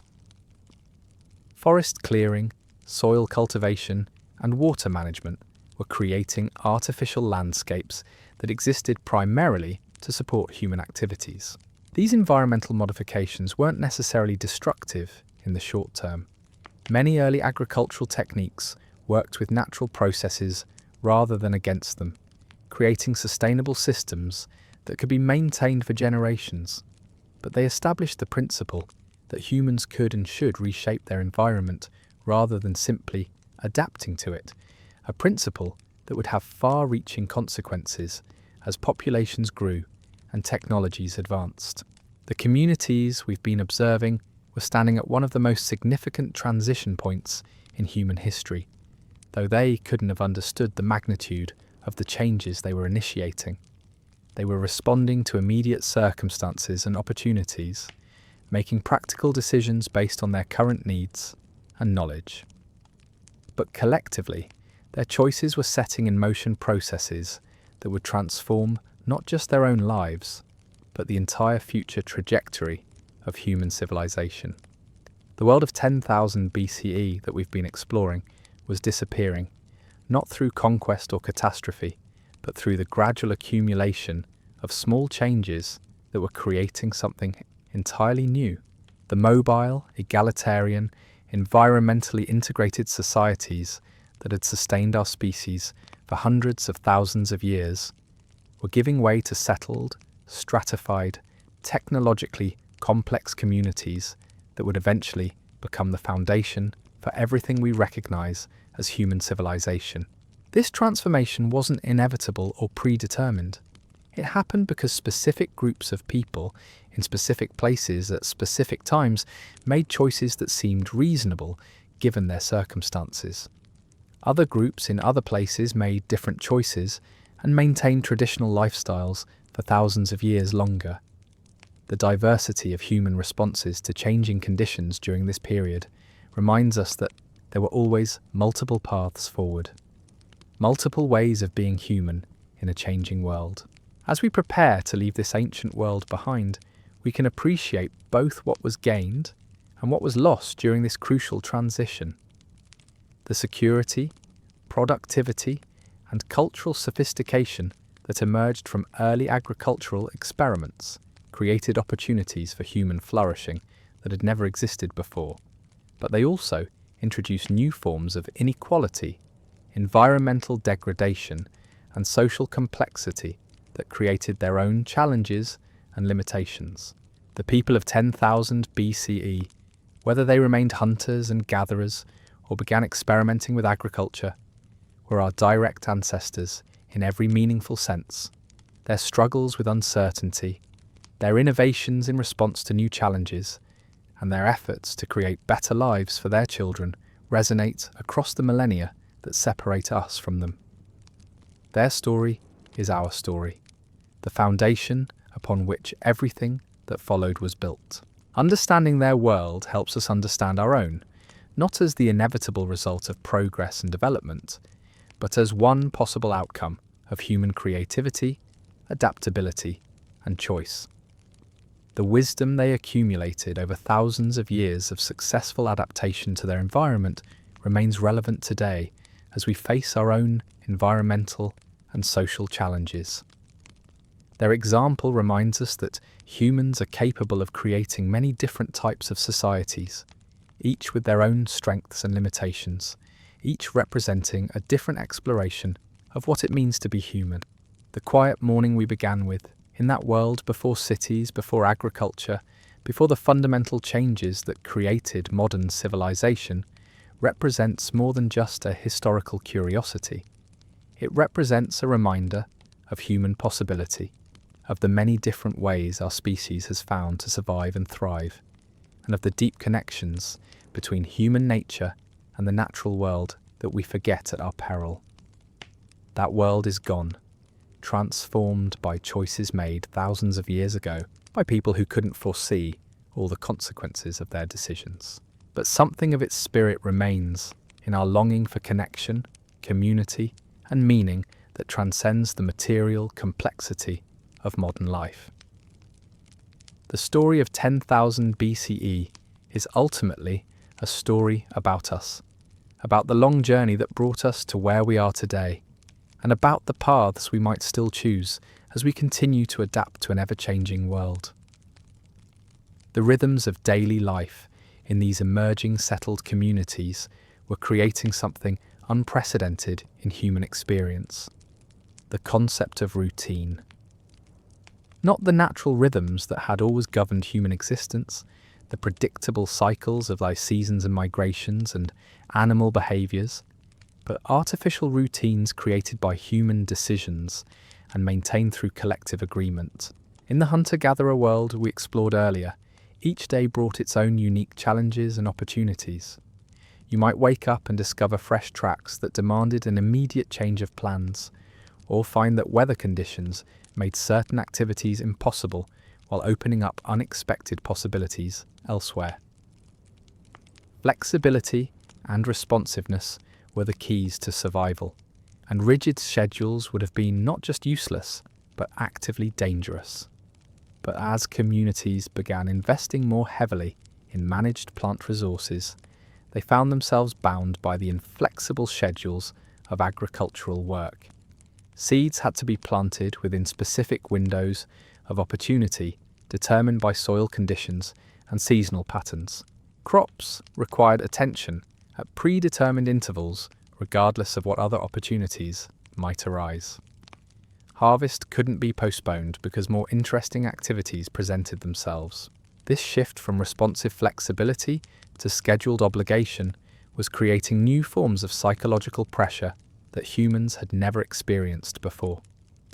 For the first time in our species' history, people found themselves doing things not because they made immediate sense, not because they felt right in the moment, but because they fit into larger plans that extended far beyond the present day. The mental adaptation required for this new way of thinking was enormous. Human brains had evolved to excel at reading immediate environmental cues, making rapid decisions based on current conditions, and adapting quickly to changing circumstances. Now, they were being asked to ignore immediate impulses in favour of abstract future benefits, to maintain consistent behaviours over extended periods regardless of momentary preferences, and to coordinate their actions with other people according to predetermined schedules rather than spontaneous cooperation. Children growing up in these transitional communities were the first humans who had to learn two completely different ways of organising their mental lives. They still needed the traditional skills of environmental awareness and flexible response that sustained their ancestors for hundreds of thousands of years. But they also had to develop new capacities for long-term planning, delayed gratification, and systematic thinking that were unprecedented in human experience. The educational challenges this created were immense. Traditional learning had been based on observation, imitation, and gradual participation in adult activities. Children learned by watching their parents track animals, process plant foods, and respond to changing conditions. The knowledge they acquired was immediately applicable and obviously relevant to their daily survival needs. But agricultural knowledge was more abstract and harder to demonstrate. The connection between today's planting activities and next season's harvest wasn't immediately visible. The principles that governed soil fertility, crop rotation, and storage techniques had to be explained rather than simply observed. Children had to learn to trust in processes they couldn't directly experience, and to value activities whose benefits wouldn't become apparent for months or even years.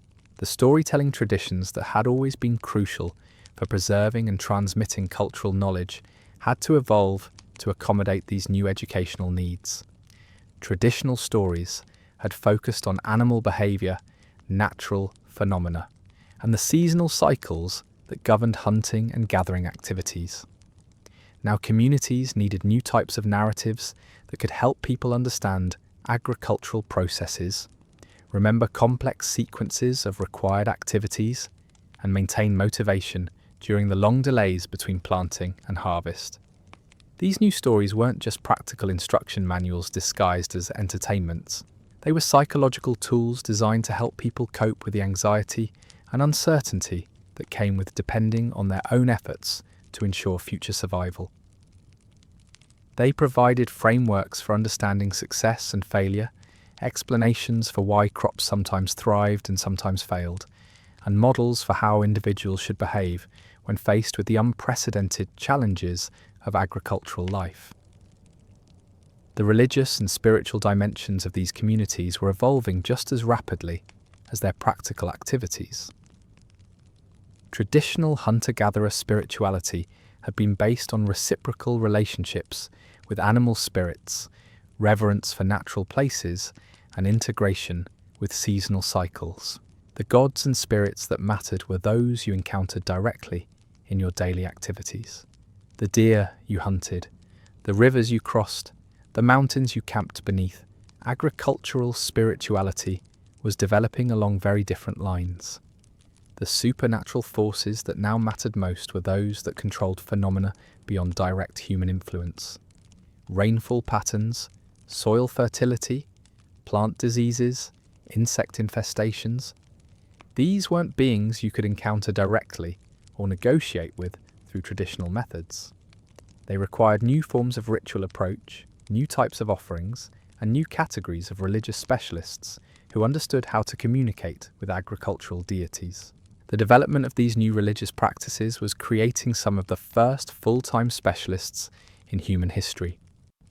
Traditional hunter-gatherer societies had certainly recognized that some individuals were more skilled at particular activities, but everyone had still been expected to contribute directly to basic subsistence activities.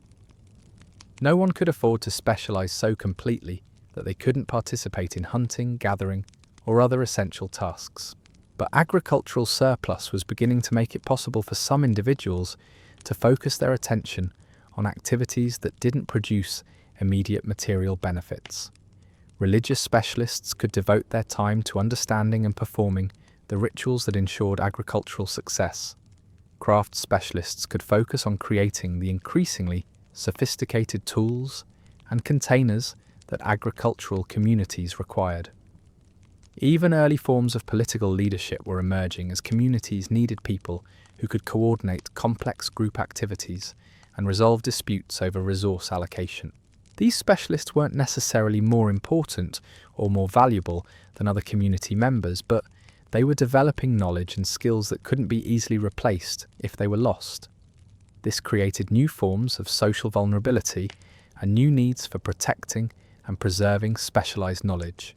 Communities had to develop mechanisms for training replacements, storing information, and ensuring continuity when key individuals died or became incapacitated. The material culture of these communities was becoming increasingly complex and diverse. Traditional hunter-gatherer toolkits had been remarkably efficient, with each implement designed to serve multiple functions and the entire collection optimized for portability and versatility. Agricultural communities could afford to develop more specialized tools because they didn't have to carry everything they owned whenever they moved. Pottery was becoming not just more common but more sophisticated, with different vessel shapes optimized for specific storage, processing, and cooking tasks. Stone tools were diversifying into specialized implements designed for particular agricultural activities: hoes for soil preparation, sickles for grain harvesting, grinding stones for food processing. Textile production was advancing rapidly as communities learned to process plant fibers into increasingly complex fabrics. But perhaps the most significant material development was the emergence of monumental architecture. These early settled communities were beginning to invest collective labor in structures that served social and religious functions rather than immediate practical needs.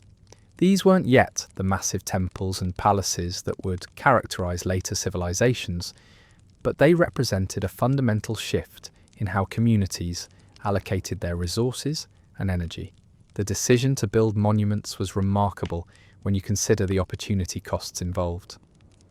Every hour spent constructing a ceremonial structure was time that couldn't be devoted to food production, tool making, or other activities that contributed directly to survival and comfort. The fact that communities were willing to make these investments suggests that they were achieving levels of security and surplus that had never been possible in traditional hunter-gatherer societies. But it also suggests that these communities were developing new forms of social identity and collective purpose that required physical expression. The monuments they built weren't just functional structures, but symbols of group identity, statements about their relationship with supernatural forces, and demonstrations of their ability to coordinate complex collective activities. They were creating artificial landscapes that reflected human intentions rather than natural processes. The The psychological impact of living in these increasingly artificial environments was probably more significant than we can easily appreciate. For hundreds of thousands of years, humans had lived in landscapes shaped entirely by natural forces. Every hill, stream and forest had been created by processes that operated independently of human intentions. People adapted to these environments rather than trying to reshape them. But agricultural communities were creating spaces that existed primarily to serve human purposes. Fields were artificial ecosystems designed to maximize the production of useful plants. Storage facilities were artificial caves optimized for preserving food supplies. Even residential structures were becoming more elaborate and specialized, creating interior environments that were entirely separate from the natural world outside. Living in these human-created spaces must have felt both empowering and alienating. On one hand, people could see the direct results of their planning and labour in the modified landscapes around them. They were no longer just adapting to their environment, but actively reshaping it according to their needs and preferences. On the other hand, they were becoming increasingly separated from the natural processes that had always provided the foundation for human existence. The health implications of these lifestyle changes were complex and often contradictory. Agricultural communities could support larger populations with more reliable nutrition, especially during seasons when wild foods were scarce. Children could be fed more predictably and weaned earlier, allowing mothers to have babies more frequently, and communities to grow more rapidly. But the increased population density and more limited dietary diversity were creating new health challenges. Infectious diseases could spread more easily through settled communities than through mobile bands. Nutritional deficiencies were becoming common as people relied more heavily on starchy cultivated plants and less on the diverse array of wild foods that had kept their ancestors healthy. Dental problems were increasing as diets became more carbohydrate heavy and tooth wear patterns changed. Perhaps most significantly, the physical demands of agricultural work were creating new forms of repetitive stress injuries and musculoskeletal problems. Grinding grain, digging soil, and processing large quantities of plant materials required sustained repetitive motions that human bodies hadn't evolved to perform. The skeletons of early agricultural peoples show clear evidence of these new occupational hazards. The social implications of these health changes were profound. In hunter-gatherer societies, illness or injury typically affected individuals temporarily without fundamentally altering their social position or economic contribution. But in agricultural communities, chronic health problems could permanently reduce someone's ability to participate in essential collective activities. This was creating new needs for social support systems and new forms of inequality based on physical capability. Women's roles in these communities were becoming increasingly complex and variable. In many cases, women's traditional expertise with plant foods made them central figures in the development of agricultural techniques. They often controlled seed selection, planting decisions, and harvest timing because these activities built directly on knowledge they had always possessed. But the increasing scale and importance of agricultural production were also creating new forms of gender-based labour division. The heavy physical work required for land clearing and soil preparation often fell primarily to male community members, while women retained responsibility for seed processing, food preparation, and childcare. These weren't rigid divisions, and they varied significantly between different communities, but they represented the beginning of more specialised gender roles than had existed in traditional societies. The relationship between different communities was also changing as agricultural techniques spread and populations grew. Traditional hunter-gatherer bands had typically maintained friendly relationships with neighbouring groups, sharing territory and resources according to well-established protocols.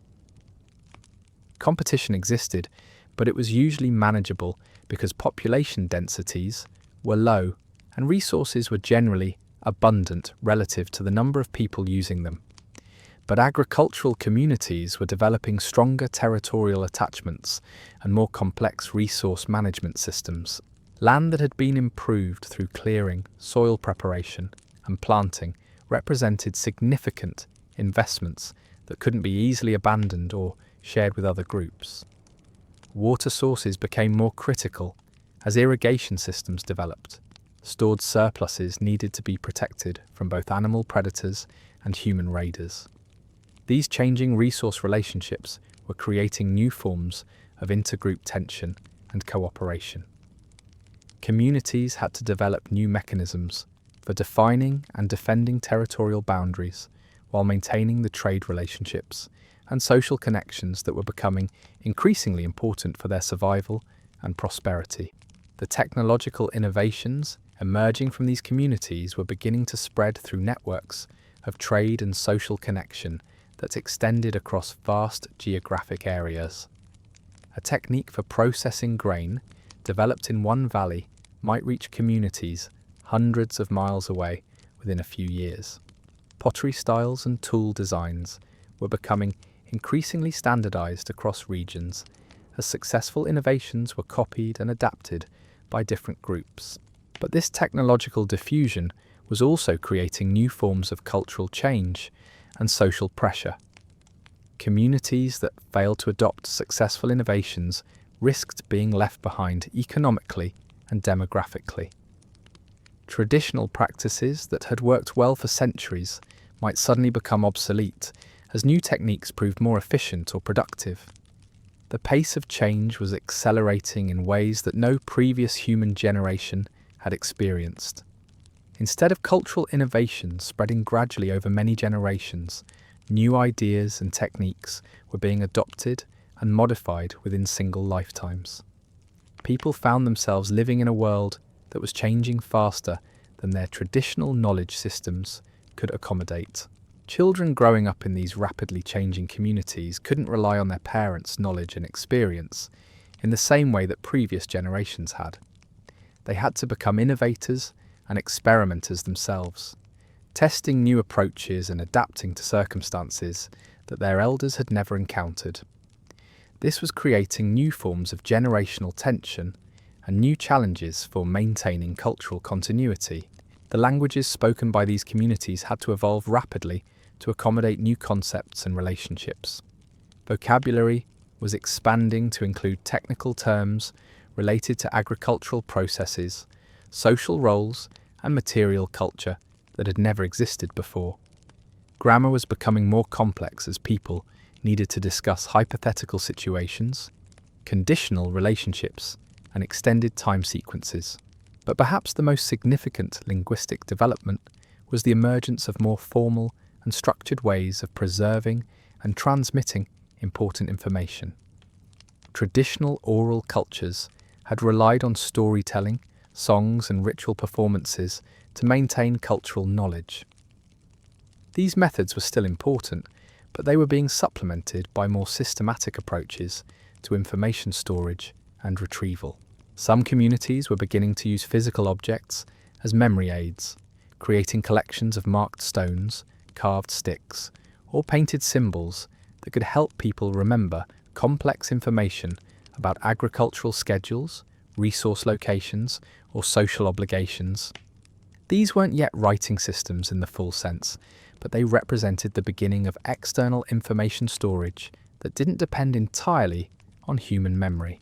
The psychological adaptation to these new forms of information management was challenging for people whose mental capabilities had evolved in cultures that relied entirely on memory and oral transmission.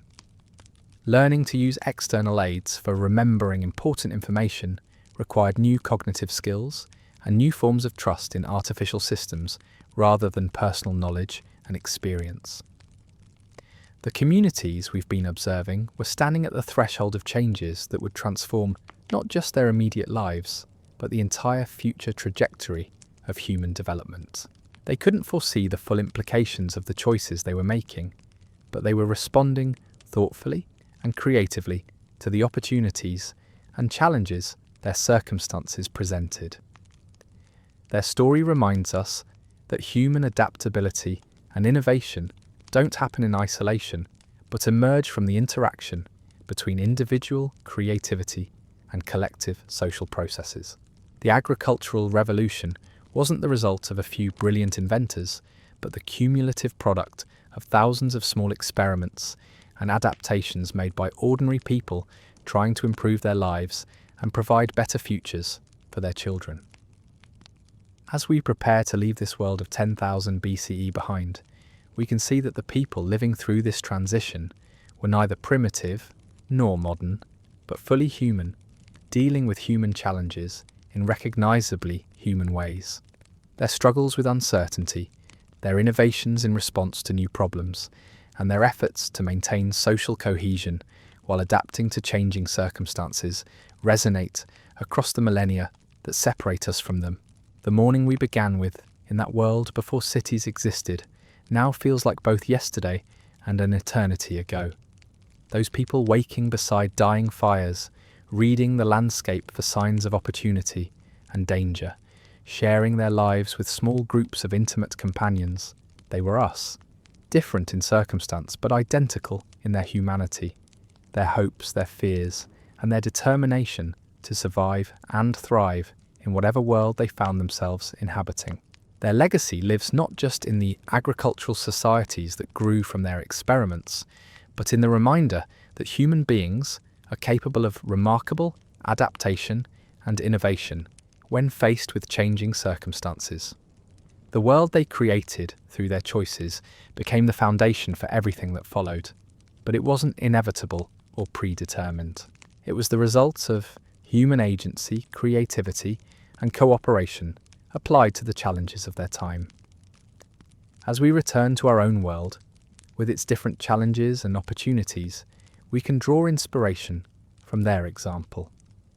They faced uncertainty about the future, made difficult choices based on incomplete information, and worked together to create something better than what they had inherited. In doing so, they demonstrated possibilities for human society that remain relevant today, reminders of our capacity to adapt, innovate, and thrive even in the face of fundamental change. The story of 10,000 BCE is ultimately our story, the foundation chapter in the long narrative of human civilization.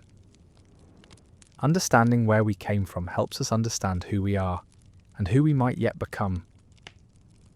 The journey from that ancient morning to our present day is the journey of our species, and it's far from over. The final traces of winter were disappearing from the landscape as our imaginary journey through 10,000 BCE draws toward its close. But before we leave this ancient world entirely, we need to understand what was happening beneath the surface of these seemingly simple lives. Because while most of the planet continued following the rhythms we've been exploring, something subtle was beginning to stir in the shadows of human consciousness. Picture yourself standing at the edge of one of those seasonal camps we visited earlier. The same dome-shaped shelters, the same carefully tended fire, the same small group of people who had been your entire universe for as long as you could remember. But something feels different now. Maybe it's the way certain individuals seem to command more attention when decisions need to be made. Maybe it's how some families appear to have access to better tools, finer clothing, or choice portions of meat. Maybe it's the strange new objects that have started appearing in the camp, things that serve no obvious practical purpose, but seem to matter to people in ways you can't quite understand. These weren't dramatic changes. Nobody was announcing new social hierarchies or establishing formal leadership positions. But the seeds of something unprecedented in human history were germinating in the fertile ground of increased food security and growing populations. For the first time since our species began, some people were starting to accumulate more resources than they could immediately use. And that surplus was creating possibilities that had never existed before. The psychological impact of surplus is difficult to overstate. For hundreds of thousands of years, humans had lived in what economists call immediate return societies. You worked to meet your needs. You met your needs, and then you stopped working until new needs arose. There was no point in accumulating extra resources because everything you owned had to be carried whenever the group moved, and spoilage or loss made long-term storage impractical anyway.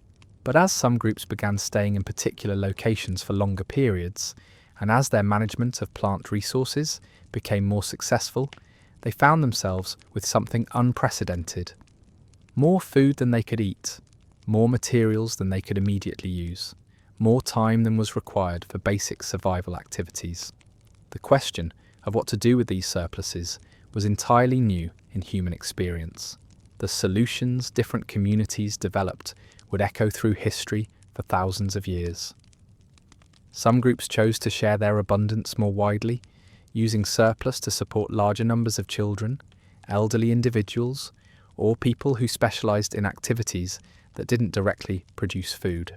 Others began investing their extra resources in increasingly elaborate tools, clothing, or decorative objects that served as markers of status and achievement. Still others channeled their surplus into what we might recognize as the earliest forms of monumental architecture. These weren't the massive pyramids or temples of later civilizations, but they were structures that served purposes beyond immediate practical needs.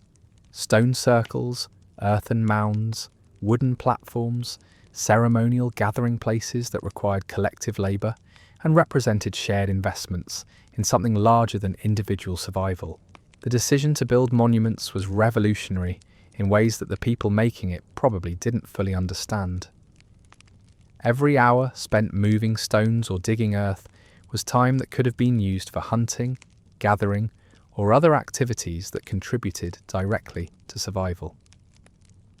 The fact that communities were willing to make these investments suggests they had achieved levels of security and cooperation that allowed them to think beyond immediate necessities. But monuments also created new forms of social relationship and cultural identity. These structures belong to the community in ways that individual tools or shelters never could. They represented collective achievements that required coordination, planning, and shared commitment extending across multiple seasons or even years. They were creating artificial landscapes that reflected human intentions rather than natural processes. The religious and spiritual dimensions of these monuments were probably as important as their practical functions. Traditional hunter-gatherer spirituality had been intimately connected to natural places, particular landscapes, and seasonal cycles.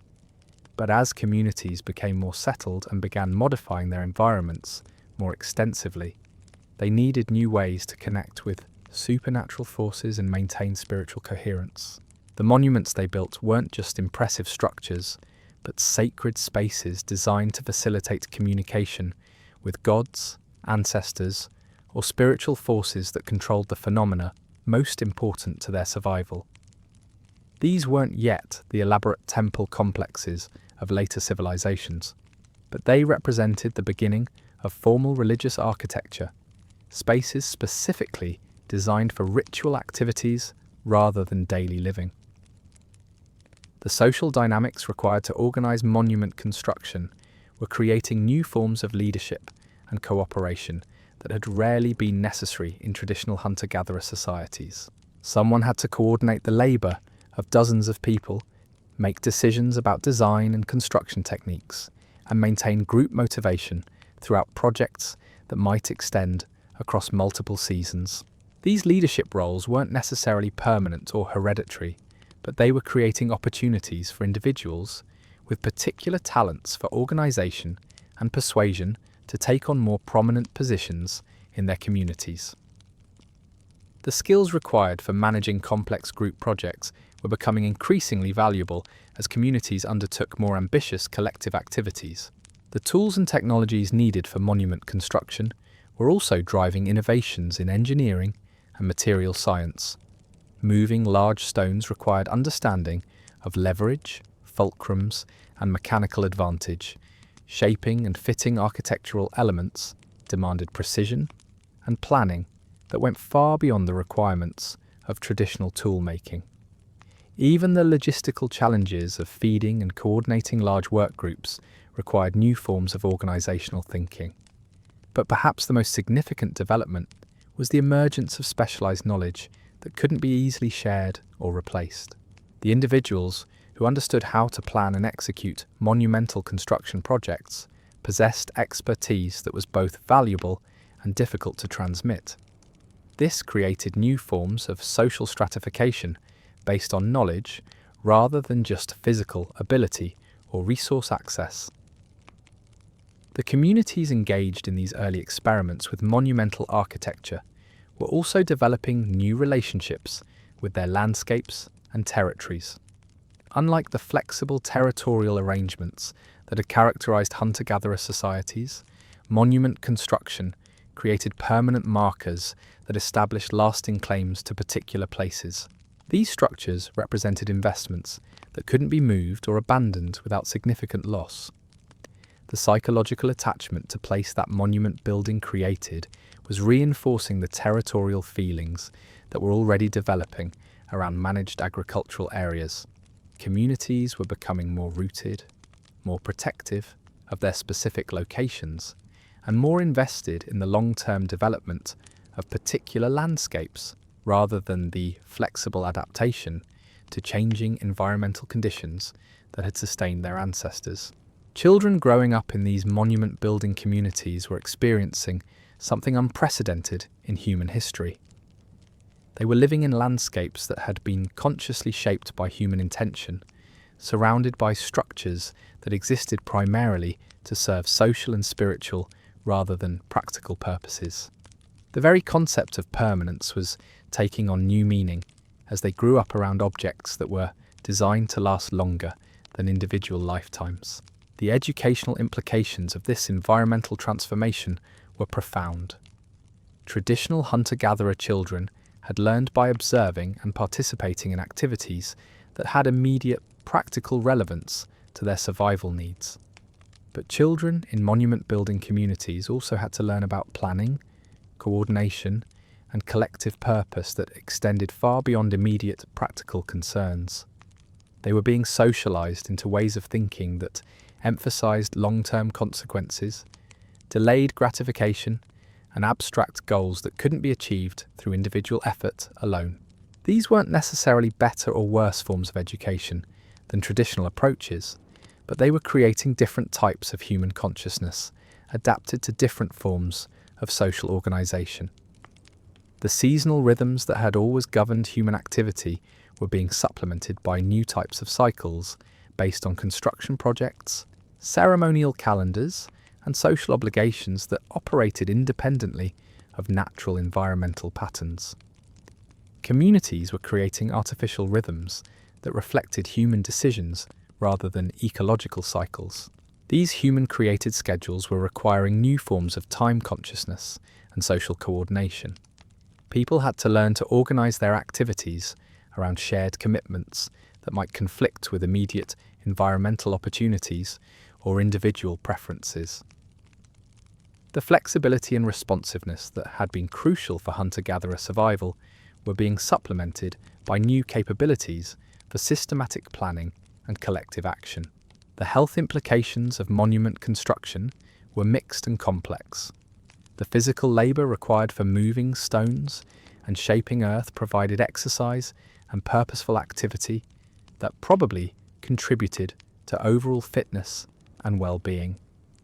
The social cooperation and shared achievement involved in completing major projects likely created psychological benefits that enhanced community cohesion and individual satisfaction.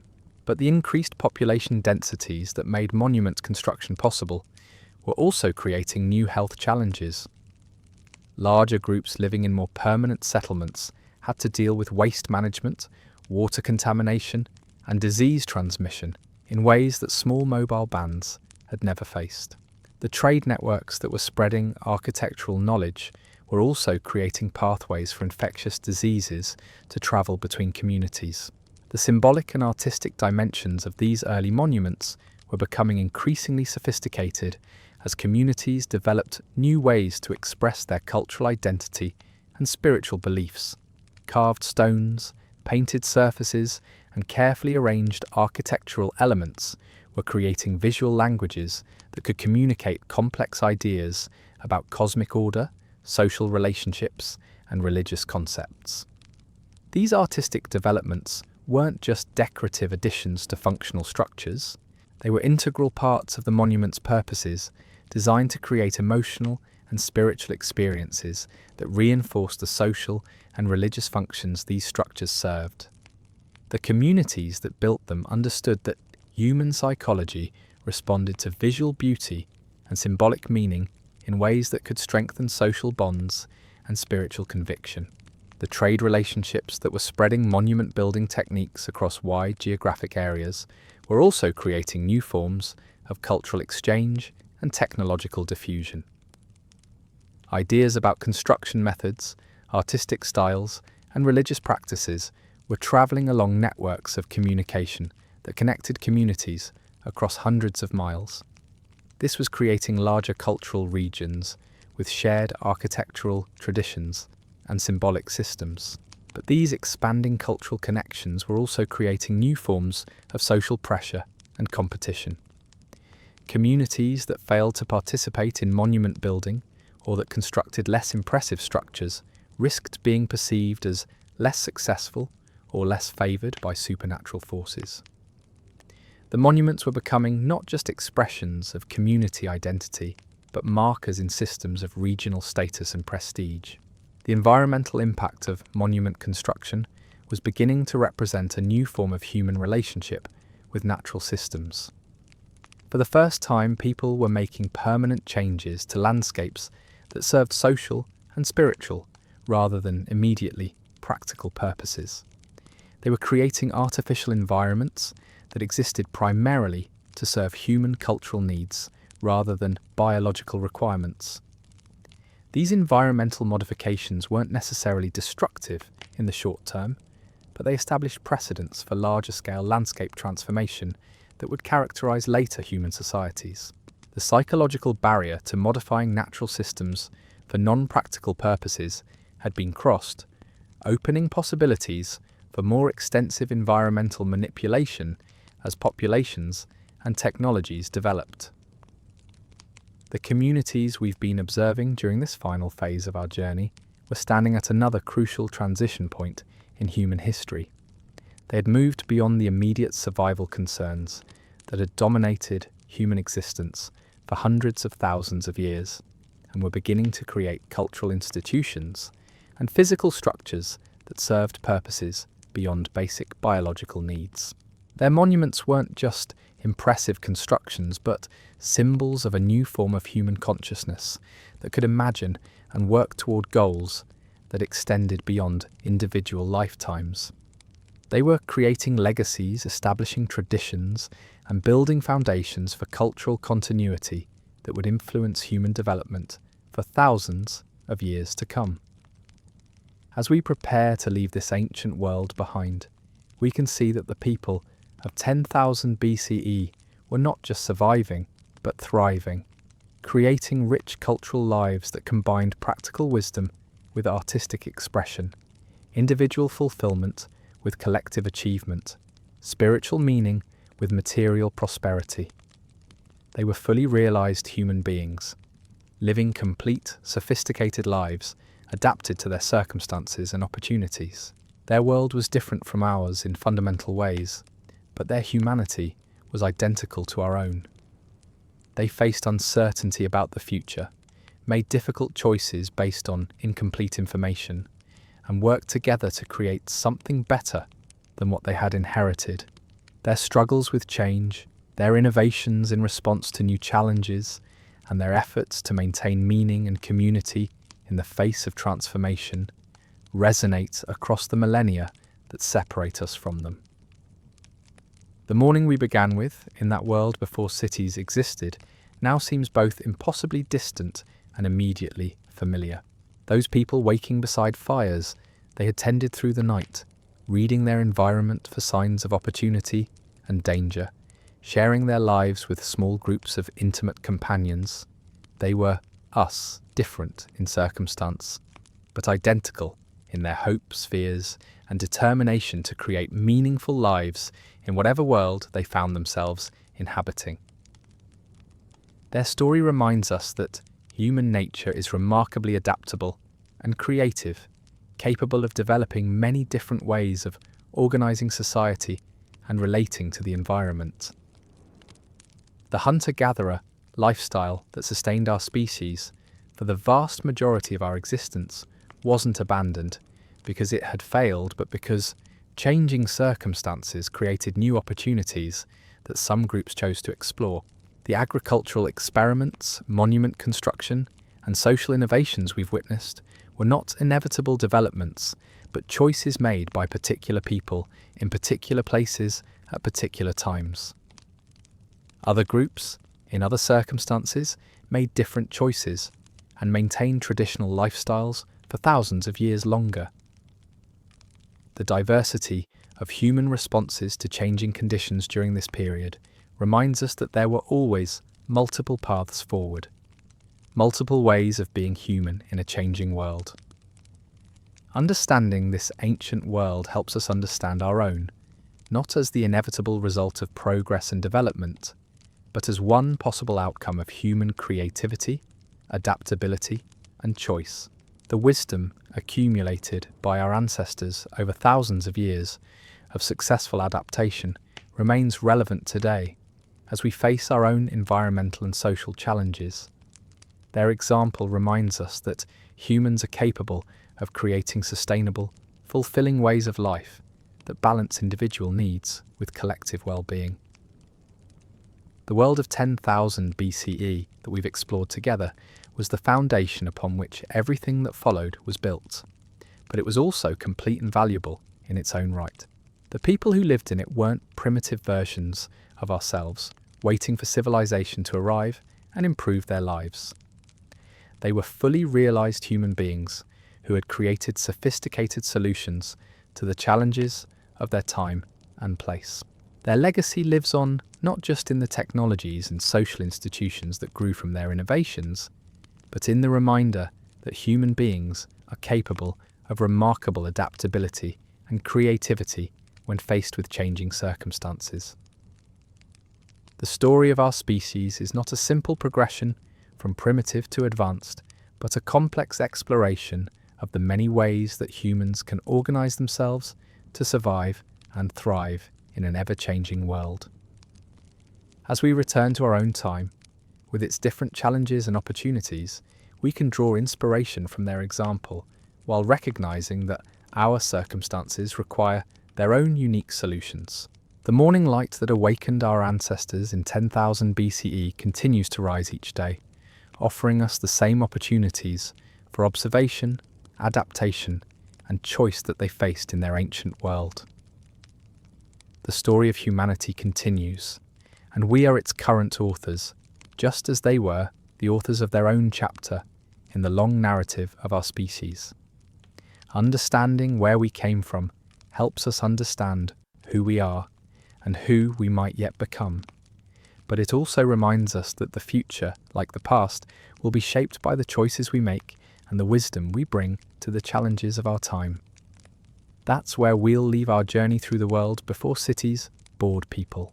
A world that was ending even as we observed it, transforming through the accumulated choices of countless individuals into something entirely new.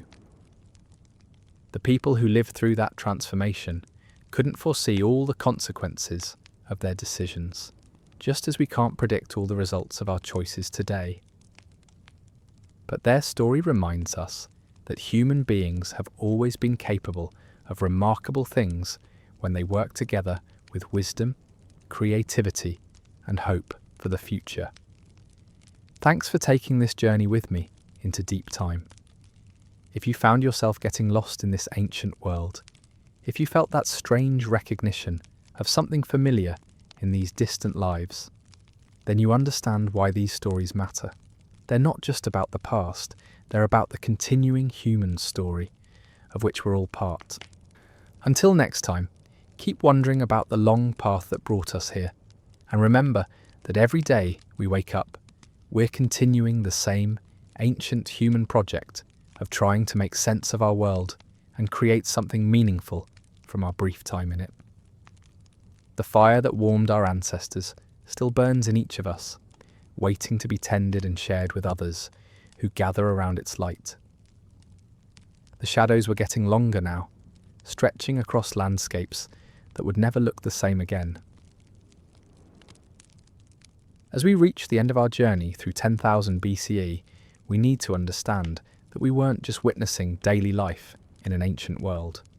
We were watching the final chapters of a story that had been unfolding for hundreds of thousands of years, a way of being human that was quietly disappearing even as we observed it. The changes we glimpsed weren't happening everywhere at once. Across most of the planet, people continued living the mobile, flexible lives we explored earlier. They still woke with the sun, still read the landscape like a familiar book, still shared everything they owned with the small group of people who made up their entire social universe. But in scattered pockets around the world, something was shifting. The rhythm that had sustained our species since the beginning was starting to skip beats. You could see it in the way certain groups lingered longer at seasonal camps that had once been temporary stops. You could feel it in the growing attachment to particular places, particular groves of wild grain, particular hunting grounds that seemed too valuable to abandon to the old patterns of seasonal movement.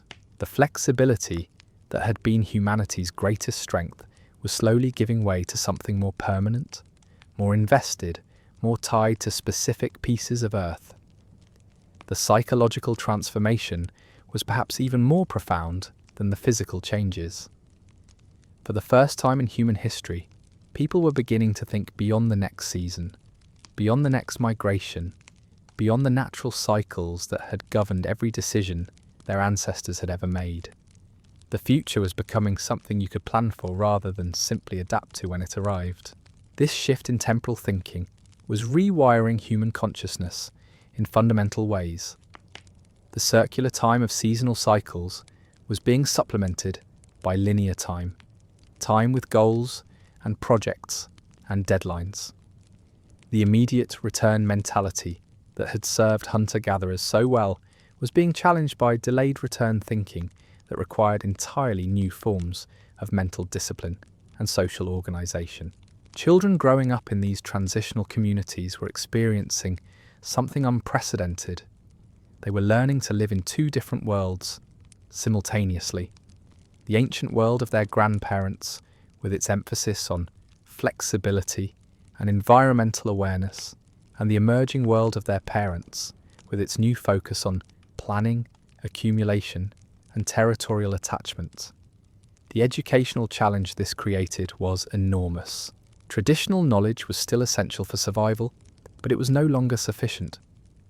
Young people had to master the sophisticated environmental awareness that had sustained their ancestors, while also developing entirely new capabilities for systematic thinking, delayed gratification, and collective coordination. They were becoming the first humans who had to be fluent in multiple ways of organising their mental and social lives. The tools they used were becoming more specialised and complex, designed for specific tasks rather than the versatile multi-purpose implements their grandparents had carried. Storage containers were becoming larger and more durable because people were accumulating more possessions than they could carry. Processing equipment was growing more sophisticated because communities were dealing with larger quantities of materials that needed to be prepared and preserved. But perhaps the most significant development was the emergence of objects that served no obvious practical purpose. Decorative items, ceremonial artifacts, symbolic markers that seemed to matter deeply to people despite having no clear survival value. These weren't frivolous luxuries but psychological necessities for communities that were developing new forms of identity and social organisation. The meaning-making systems that had sustained small mobile bands were being stretched to accommodate larger, more complex social groups with more diverse needs and interests. The simple egalitarian structures that worked well for 20 or 30 people were proving inadequate for communities of 50 or 100 individuals. New forms of leadership, new mechanisms for resolving disputes, and new ways of organising collective activities were emerging out of practical necessity. These weren't revolutionary changes imposed from above by visionary leaders. They were evolutionary adaptations that developed gradually through trial and error as communities faced unprecedented challenges. The people involved couldn't foresee where these changes were leading because they were responding to immediate circumstances rather than implementing grand plans for social transformation. The spiritual dimensions of life were evolving alongside the practical changes. Traditional animistic beliefs that had emphasized harmony with natural forces were being supplemented by new religious concepts that focused on human agency and environmental control. The spirits that mattered weren't just the animals you hunted and the places you camped, but the supernatural forces that governed phenomena like rainfall, soil fertility, and crop success. Religious practices were becoming more formal and systematic, with specialized rituals designed to ensure divine cooperation with human plans. Sacred spaces were being created through human effort rather than simply recognized in natural settings. The relationship between humans and the spiritual world was shifting from participation to negotiation, from integration to influence. The environmental impact of these changes was still minimal compared to what would come later, but the precedents being established were profound. For the first time, humans were making permanent modifications to landscapes that served cultural rather than immediately biological purposes. The psychological barrier to reshaping natural systems had been crossed, opening possibilities for more extensive environmental manipulation as populations and technologies developed. Trade relationships were becoming increasingly important as communities specialized in producing particular goods or developing specific technologies. Knowledge, materials, and innovations were traveling along networks of exchange that connected groups across hundreds of miles. This cultural diffusion was accelerating the pace of change and creating larger regions with shared traditions and technologies. But these expanding connections were also creating new forms of social pressure and competition. Communities that failed to adopt successful innovations risked being left behind economically and demographically. The traditional isolation that had allowed different groups to develop along separate paths was being eroded by increasing interaction and exchange. The demographic changes accompanying these social and technological developments were equally significant. Improved nutrition and food security were supporting larger populations with lower infant mortality and longer life expectancy. But these demographic benefits came with new challenges related to resource management, waste disposal, and disease transmission that small mobile bands had never faced. The seasonal rhythms that had always governed human activity were being supplemented by artificial schedules based on agricultural tasks, construction projects, and ceremonial obligations.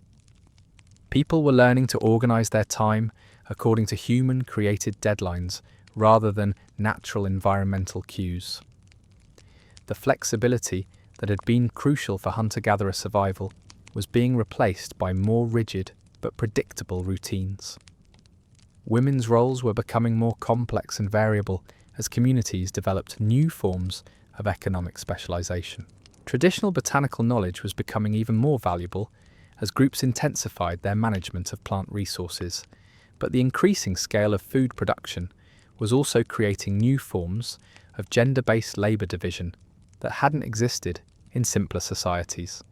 The relationship between different communities was evolving from the flexible territorial arrangements that had characterized hunter-gatherer societies toward more defined boundaries and exclusive resource rights. Investments in land improvement and infrastructure were creating stronger attachments to particular places and greater incentives to defend them against competitors. Language was evolving rapidly to accommodate new concepts and relationships that had never existed before. The vocabulary was expanding to include technical terms related to specialized activities, social roles, and material culture. Grammar was becoming more complex to handle discussions of hypothetical situations, conditional relationships, and extended time sequences that were increasingly important for planning and coordination. The children who would grow up to be adults in this transformed world couldn't rely on their parents' knowledge and experience in the same way previous generations had. They had to become innovators themselves, experimenting with new approaches and adapting to circumstances their elders had never encountered. The traditional mechanisms for cultural transmission were being supplemented by new forms of learning and knowledge sharing. The pace of change was accelerating in ways that no previous human generation had experienced. Cultural innovations that would once have taken centuries to spread were being adopted and modified within individual lifetimes. People found themselves living in a world that was transforming faster than their traditional knowledge systems could accommodate. The psychological adaptation required for these new ways of life was enormous. Humans had evolved over hundreds of thousands of years to excel in small group environments with immediate feedback and direct relationships between effort and reward. The delayed gratification, complex social coordination, and abstract planning required by emerging agricultural societies demanded entirely new forms of mental discipline. The health implications of these lifestyle changes were complex and often contradictory. Better nutrition and more stable living conditions were improving survival rates and supporting larger populations, but increased density and reduced dietary diversity were creating new health challenges that mobile hunter-gatherers had rarely faced. The material culture of these transitional communities was becoming increasingly sophisticated and specialized. Pottery was evolving from simple containers to complex systems of vessels designed for specific storage, processing, and cooking tasks. Textile production was advancing rapidly as communities learned to process plant and animal fibers into increasingly elaborate fabrics. But perhaps most significantly, some communities were beginning to invest collective labour in structures that served social and ceremonial rather than immediately practical purposes. These early monuments weren't the massive constructions of later civilizations, but they represented a fundamental shift in how humans allocated their time and energy. The decision to build permanent structures that served cultural rather than survival needs marked a crucial transition in human consciousness. The religious and spiritual dimensions of these monuments were probably as important as their practical functions. These structures weren't just impressive constructions, but sacred spaces designed to facilitate communication with supernatural forces and maintain community identity across generations. They were creating artificial landscapes that reflected human intentions rather than natural processes. The social coordination required to plan and execute monumental construction projects was creating new forms of leadership and collective organization that had rarely been necessary in traditional hunter-gatherer societies. The individuals who could manage complex group activities and maintain motivation throughout extended projects were developing skills that would become increasingly valuable as communities undertook more ambitious collective endeavors. As we observe these final transformations in our ancient world, we can see that the people of 10,000 BCE were standing at one of the most significant transition points in human history. They couldn't foresee the full implications of the choices they were making, but they were responding thoughtfully and creatively to the opportunities and challenges their circumstances presented. The morning we began with, when people woke beside fires they had tended through the night, in a world governed by natural rhythms and seasonal cycles, was already becoming a memory even as we witnessed it. The mobile, flexible, environmentally integrated lifestyle that had sustained our species for hundreds of thousands of years was giving way to something entirely new. This transformation wasn't happening because the old ways had failed. Hunter-gatherer societies were remarkably successful, sustainable, and fulfilling. The changes were occurring because new opportunities were creating possibilities that some groups chose to explore, not out of desperation, but out of curiosity and hope for something better. The legacy of this ancient world lives on not just in the technologies and social institutions that grew from their innovations, but in the reminder that human beings are capable of remarkable adaptability and creativity when faced with changing circumstances. The people we've been observing weren't primitive versions of ourselves waiting for civilization to rescue them. They were fully realized human beings who created sophisticated solutions to the challenges of their time and place. Their story demonstrates that human nature is fundamentally flexible and innovative, capable of developing many different ways of organizing society and relating to the environment. The choices they made during this crucial transition period established patterns and precedents that would influence human development for thousands of years to come.